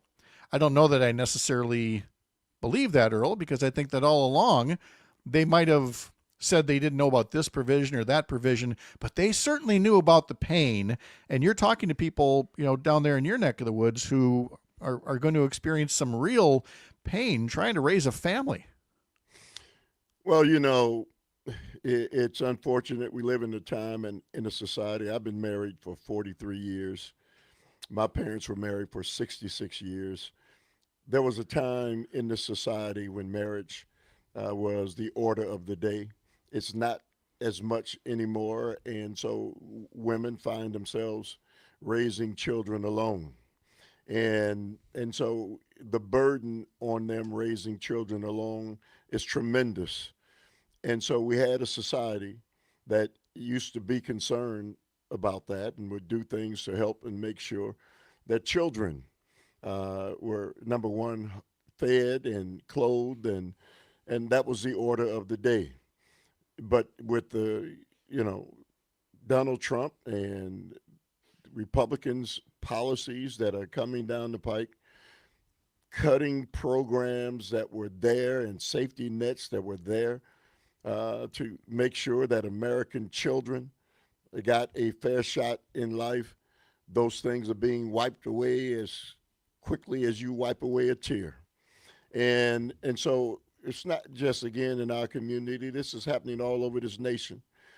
And people are in society and communities are trying to figure out how are we going to possibly support women who are working, who have children, and the cost of daycare. When my children were young, they're in their mid to late 40s, my children, and my wife and I, daycare was affordable. It's not affordable anymore.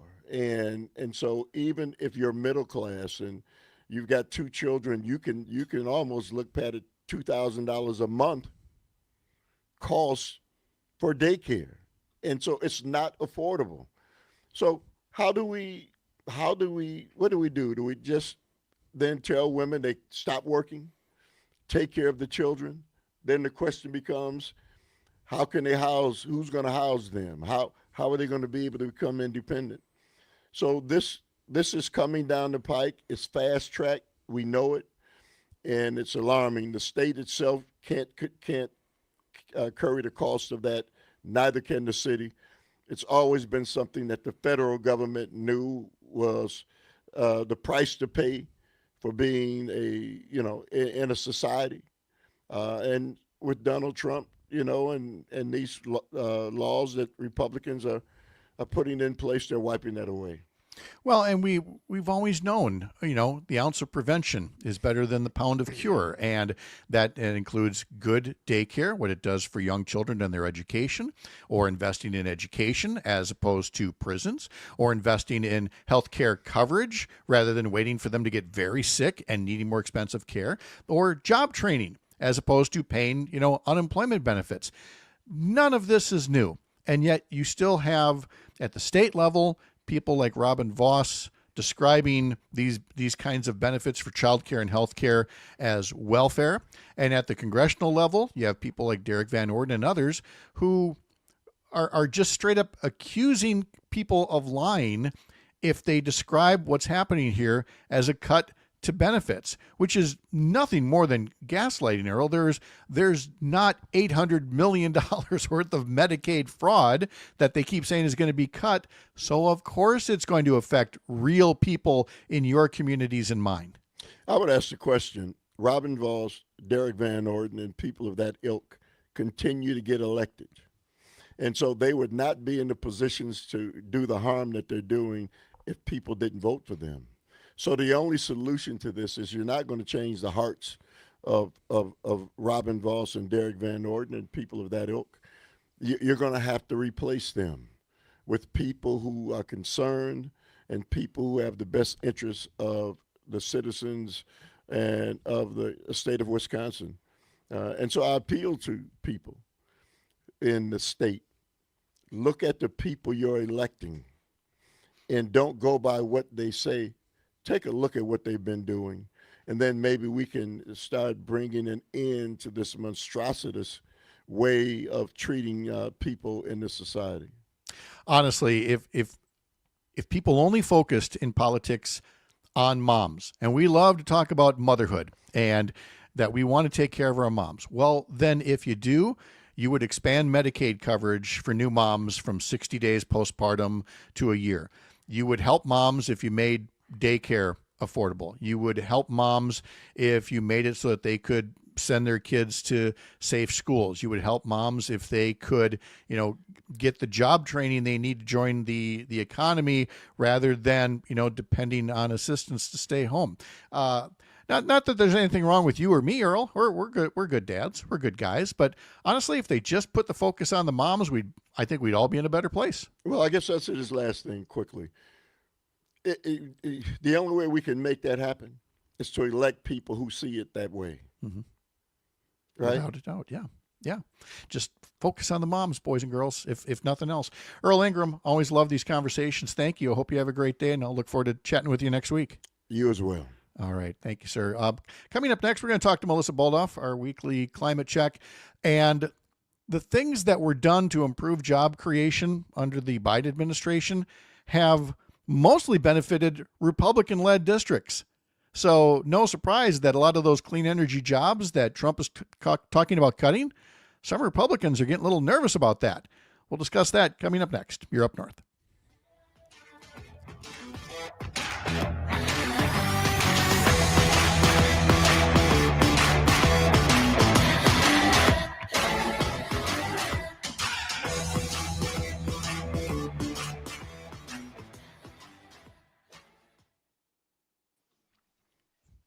Hey there.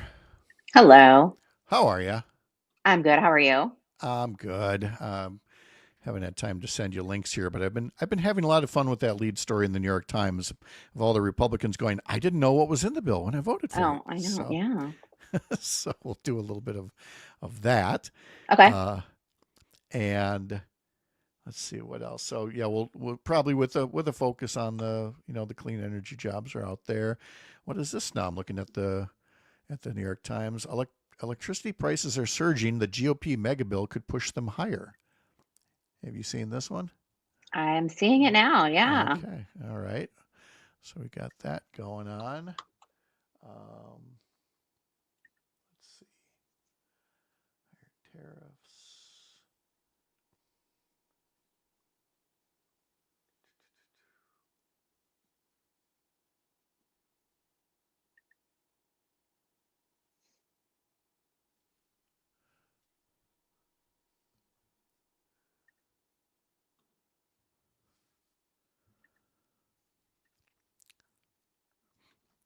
Another Times headline, the White House gutted science funding. Now it wants to correct research. You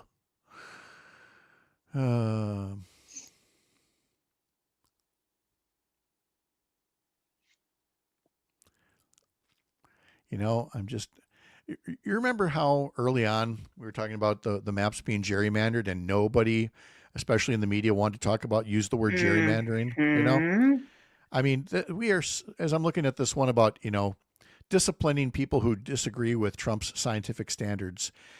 What gerrymandering was then is fascism right now. It's like, oh, that's such an extreme word. How could you do that? It's like, guys, you're, again, like that, you're not seeing it. And when you see it, it's going to be too late. Yep. Let's see.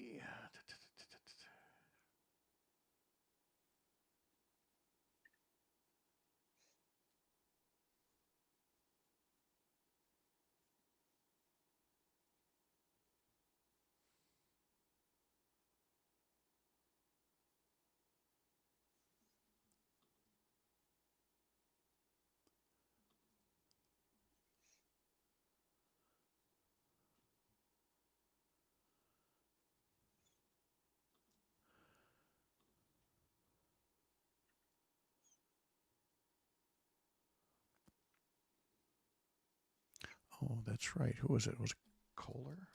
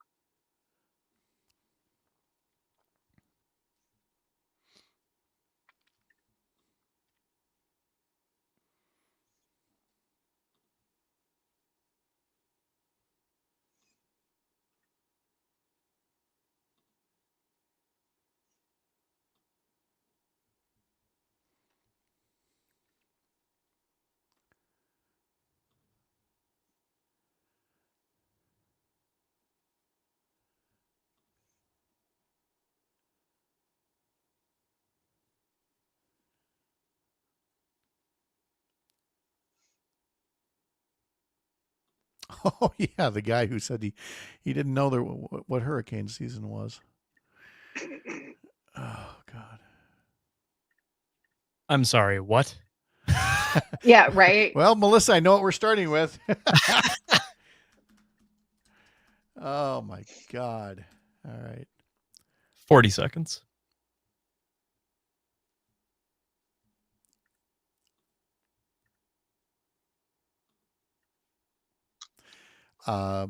Yeah, Parker, let's just get that exact reaction from you in a few seconds here. That's unbelievable. Okie dokie.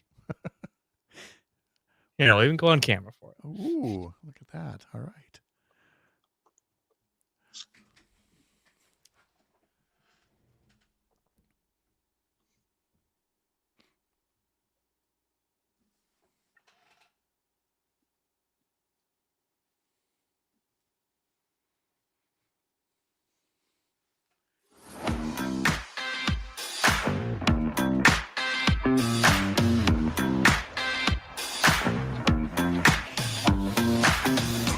From the text line, where's Brittany Merlot?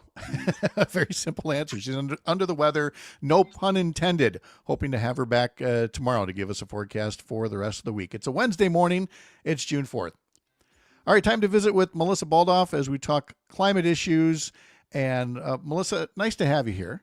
Thank you, first off, for spending another one of your mornings with us here. But I don't know where else to start except this headline.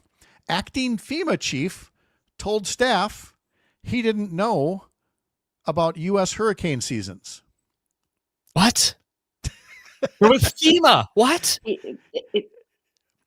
Let's look at the article here. The acting head of the Federal Emergency Management Agency told employees on Monday that he did not know the United States has a hurricane season, according to two people who heard the remarks and said it was unclear if he was serious. The agency later said he was only joking. Anybody? I don't see anybody raising their hands if they believe that. Nope, it appears not. This, Melissa, is the least surprising news I could share with you to start the day, but it's still worth sharing anyway. Yeah, I mean, I love it. We're all just sitting here like, what? And yes, the official David Richardson served in the Marines. He's worked in the Department of Homeland Security Countering Weapons of Mass Destruction Office. After he joined FEMA in May, some FEMA workers expressed concern about his lack of experience in emergency management. And so now we're not sure if he actually knows that FEMA needs to be ramped up for hurricane season, which recently started. But since the start of the Trump administration, FEMA has lost about a quarter of its full-time staff, including 1/5 of the coordinating officers who manage responses to large-scale disasters, to which Parker will again repeat his reaction, which when something like this. I'm sorry, what? That's it. That's exactly the correct reaction, Melissa. Yeah, it is. I mean, this is, I don't even know what to say to this. I mean, it's, if it is a joke, and I don't know that it is, it's not a funny one. I mean, this is about to be, I mean, hurricane season has started. It just started, and we know that with the way that climate change has impacted our weather, and it's gotten more extreme. We've seen more deadly, more dangerous hurricanes, so we have every reason to expect it will be a bad hurricane season this year. It's wild to go into the start of the season like this. This is nuts. I believe Tony says it best on YouTube. I'm sorry, what? Needs to be a button on the board that we just push every so often. Although I think Parker's right here to say it all to us, to have that reaction. It's worth noting more from a New York Times article that Richardson's predecessor at FEMA was Cameron Hamilton, who was pushed out in early May, a day after telling members of Congress that FEMA was vital to communities in their greatest times of need and should not be eliminated. The comment appeared to be in conflict with President Trump, who has suggested that FEMA be eliminated. And so it was Cameron Hamilton who was eliminated. And so in comes Mr. Richardson on his first full day as acting administrator, told the agency's employees that if any of them tried to obstruct his agenda, quote, "I will run right over you." Seems like just the guy who should be handling our disaster response. And that's where we are. In the meantime, because what else can you say to react to that? Let's come back to how we started the day here, Melissa. We have been talking about this budget bill, the big, beautiful bill that, Elon Musk now calls an abomination. We've been talking about this for weeks. about the things that are in there, the cuts that would hurt, including job creation in new energy industries. And yet the lead story nationally today is about the number of Republicans in Congress who are now saying they didn't realize what they were voting for. They didn't realize everything that was in the bill. And that may be true, Melissa, but they certainly realized that they were cutting off their nose to spite their face when it comes to creating jobs in their own districts from President Biden's Inflation Reduction Act. Mm-hmm. Well, you'll excuse me for not being very sympathetic to the likes of Marjorie Taylor Greene for not doing her homework on what she voted on. But I'm not surprised to learn that that a number of these Republican members of Congress had no idea what they voted for, because we know that what's most important to them is just going right along with the Trump agenda. They aren't thinking for themselves. They aren't thinking about what's best for their constituents and what's happening back home in their districts. They are thinking about what is going to make them the most likable and the most, make them appear to be the most loyal soldiers for Donald Trump and his agenda. So, it's not surprising to hear that they weren't very concerned with what was actually in the bill. So, that's, not surprising. But it is good to see that there is some accountability here, that they are, getting called out, and that they are acknowledging finally, and I believe that is due in large part to the advocacy of folks all around the country. And I know some great work by folks in Wisconsin to highlight what the impacts of this legislation would be, and how this would cut jobs, how this would increase energy costs, and how this would really be devastating to our economy, and how this would hurt real people in our communities. So I think that it's something that these legislators are going to find harder and harder to ignore what the consequences are.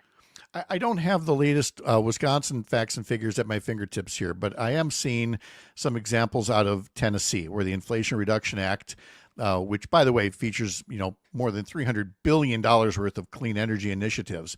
But in Tennessee, electric vehicle manufacturing facilities and the companies that make components and batteries for EVs have been benefiting from loans, grants, tax credits. And it says here in the Tennessee Lookout from State's Newsroom, the electric vehicle industry has taken root in Tennessee and other southern states, other red states over the last few years, promising to create thousands of jobs. And there are, as we've talked about, some House Republicans that are advocating that these clean energy tax credits be spared from the budget chopping block. But I don't know, Melissa. There's still a lot of Ron Johnsons out there that are saying, well, you're not cutting enough. So I think these House Republicans who want to save some of these clean energy jobs may not be successful and may put themselves in political peril as a result. Absolutely. I think that there is, real risk for a lot of these folks, because of their votes, and they are at risk of actually being held accountable. There's definitely a lot of risk because people are aware of what's happening. And I think that like I said, I think that the advocacy has been incredible here in terms of how we're holding folks accountable for what they're doing.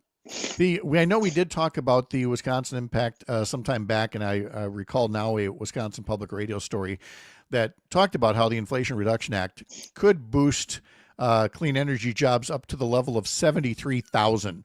And that Wisconsin added more than 2,000 clean energy jobs in just the last year. So, there is already a measurable impact of improvement in terms of jobs that could be created here. It's momentum that should frankly be moving forward. And yeah, Melissa, when you look at the size of Trump's budget bill, these credits, these things that are proven to create jobs, are such a small part of the overall bill, in large part because $3 trillion of it is additional deficit that Republicans are adding to the national debt. But it sure seems to me that, these cuts aren't, you're not getting anything out of them except for money that's going to go turn into tax breaks for the very wealthy. Exactly. They're not getting anything out of these. And, the thing is too, the cuts that they're making and the decisions they're making, we're not talking about modeling or projections anymore with the Inflation Reduction Act and the tax credits that are a part of that and all of these programs. We're talking about real investments, real savings, and real jobs in these communities. And I can give you a couple examples around the state. If you look at just the 3rd congressional district in Wisconsin, there are federal tax credits supporting more than $4.5 billion in private investments in clean energy investment. 31 energy projects that are benefiting from clean energy production or investment tax credits, including 5 school projects benefiting from direct pay. So this is real investment. This is not theoretical. This is not, maybe someone's going to do something someday. These are projects that are happening, and these are people that are real people working in these jobs. And this is an actual impact in communities. And when they are making these cuts, when they are taking these programs away, that is going to be devastating for these communities. I like what Tony puts up on YouTube. It's back to the FEMA manager. It's like being a football coach and then saying, wait, we have a football season? I thought we just practiced. It's exactly the kind of sentiment that we're seeing here. So let's talk generally about this. When Elon Musk, made his comments yesterday and, really just had this full on separation from the Trump administration, obviously, a lot of people are seeing that as kind of a political earthquake. And I mean, I really can't disagree. I mean, Elon Musk and Trump seem to be besties there for the longest time. And I do wonder if this is going to be a moment that either leads to significant changes in the Senate or scuttles the whole thing and we end up with no budget come October 1st. Yeah, I think no one's ever accused these guys of knowing what they're doing out there. No. So I think anything is possible when it comes to No. how this budget continues to play out. I think that's where we leave it, because I don't want to call it entertainment, but you certainly never know what the next twist that's coming. Melissa Baldoff, thank you so much. As always, appreciate it. I'm Pat Kreitlow. Live from Lake Wissota, this is the Civic Media Radio Network.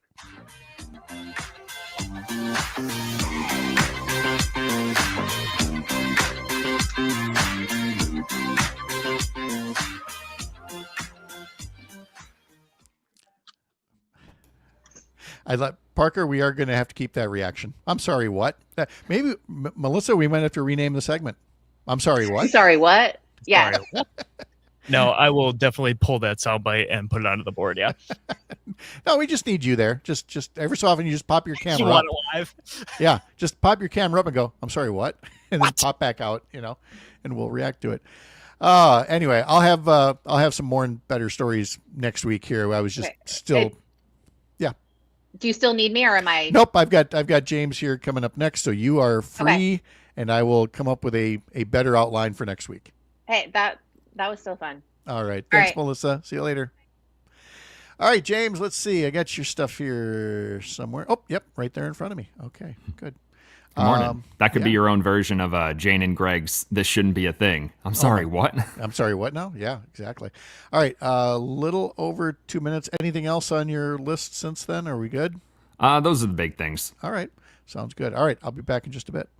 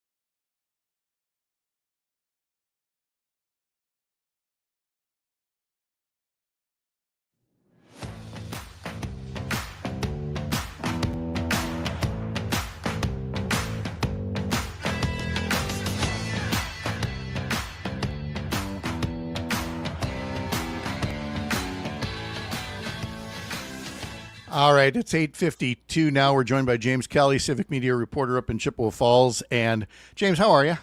Oh, I was going to say good morning, but I don't know if I can quite say that if the air quality isn't listed as good. It is really something, all this smoke that we're dealing with out here. I was a little delayed here because I see a note here from Tony up on YouTube. I hope you guys talked about James's story about Congressman Pocan being at the Pablo Center in Eau Claire. Derek Van Orden commented on that story on the Facebook page for our Chippewa Falls station, 93.5 The Tap. Oh boy. And sure enough, yes, there's Derek Van Orden on Facebook commenting on Congressman Pocan being in Eau Claire, talking about the Trump budget cuts, which, again, I'm not going to rehash all of yesterday's rant. Feel free to go check it out, whether Congressman Van Orden maybe needs somebody to take away his password. But yes, James, you did do a story about the congressman coming to Eau Claire to do a town hall because Congressman Van Orden won't. Yeah, now I'm wondering if I've joined the Kick Rocks Club with you and Dan. Maybe. I'm going to peruse his comments while you tell us more about the event. Yeah. No, it was a Saturday morning. A lot of people showed up, about 100. Most of the same comments that you would expect as we've seen in town halls in recent months, especially with the potential cuts to Medicaid on the table. Obviously, you've covered those. But a lot of people are scared. And I think one of the big things that I took away from this is that these people, the state representative Jody Emerson, Christian Phelps, Jeff Smith, and Congressman Pocan have been trying to get people to call Derek Van Orden's office, other Republican offices, Ron Johnson's office, to try to get this bill taken down. And I think there's maybe a bit of a disconnect because the people who attended this town hall came on a Saturday morning at 10 o'clock. They're the ones who are currently calling and writing letters. And I think the real challenge is reaching across to those people who may be a little more apathetic and maybe not paying quite as close attention. And that's where the real pressure might come from. Oh, without a doubt. And now, because of our main topic this morning, I think new pressure about whether Congressman Van Orden and others knew what was in the bill, before they voted for it. Now, again, Congressman Van Orden has said that anybody who says Medicaid benefits are being cut is a liar, when, again, he has the burden of proof to show that there's that much waste, fraud, and abuse in Medicaid. But what else does he not know was in the bill that he voted on, as we're hearing from Marjorie Taylor Greene and from others? And so we will continue to follow what the good congressman has to say. And Congressman Pocan, if he has to keep coming into Congressman Van Orden's district just to hold a town hall. Let's move over to New Richmond. You're working on a story about projects there that are getting some new grant funding. Yeah, this is an interesting project. It's the Community Library Redevelopment Project. They received a grant from the state for idle sites. Basically, the state, Wisconsin Economic Development Corporation, will give you some grant funding to take large sites in your area and redevelop them because they're being underutilized or they're entirely abandoned. What's interesting about this project is, in addition to the community library, is there's also a housing element to it. Above the library, there's going to be 69 market rate residential units and then a 9-unit townhome building next door with some usual amenities, playground, fireplace, tables. So kind of an interesting mixed use project. And that's one of these creative ways that I think municipalities around the state are looking to solve those housing issues, where if you have a project like this that you want to work on to benefit the community, a community library, just add housing to it, because that's a persistent problem for every community in the state right now. That makes perfect sense. I mean, more bang for your buck. Let me come back to the budget cuts for a moment, because we've got a story of Doge, the Elon Musk group, saying that there is an office lease in Rice Lake that's going to be terminated, and why some folks are unhappy about that. Yeah, so that is the U.S. Geological Survey office. It's based out in Minnesota, but they have a Rice Lake office here, which focuses on stream gauges, kind of monitoring water quality and water flow. Pat, we've talked a lot about how conservation-minded Wisconsin is. Generally, whether it's Democrat, Republican, everyone seems to care about conservation issues. This is one of those things where these people test water quality and water flow, and they identify problems and they do maintenance on these things. Now, the staffers from the office say this work will continue, but it will be a little less efficient and more difficult to do. And there could be things that maybe fly under the radar because they won't have that office located here when the lease ends in July next year. Again, just so penny wise and pound foolish. And then finally, a story that we mentioned on Monday morning as well, that some folks who have wakeboards, or wake boats rather, these big powerful boats, are suing a Burnett County town over a potential ban on a lake. Yeah, and we've seen these ordinances pop up across the state. I believe this is the first actual legal action that was filed against the ordinances. It is based from residents who live in Florida and Texas, but they do have properties along this lake, Birch Island Lake, up in the town of Scott. And it's an interesting case. There's a real debate to be had between personal freedoms. Can you use this wake boat? And are we causing too much damage to this lake? Are we kicking up sediment that's going to cause algae blooms or change the composition of the lake, or maybe even allow invasive species to continue to spread?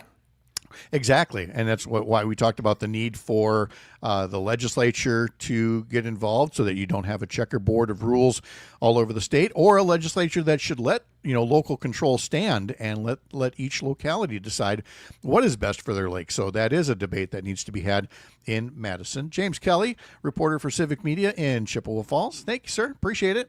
Thanks, Pat. Mr. Olson, we'll see you tomorrow morning as well. You have a great day over there. And yeah, you're welcome.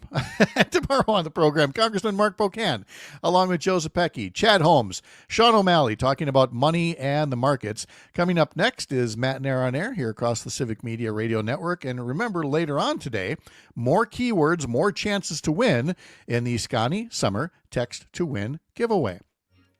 I'm Pat Kreitlow, founding editor of Up North News, the Wisconsin home for Courier Newsroom. a pro-democracy newsroom building a more informed, engaged, and representative America. Follow us on social media. Sign up for our newsletter at upnorthnewswi.com. Have a great morning. See you tomorrow, Up North.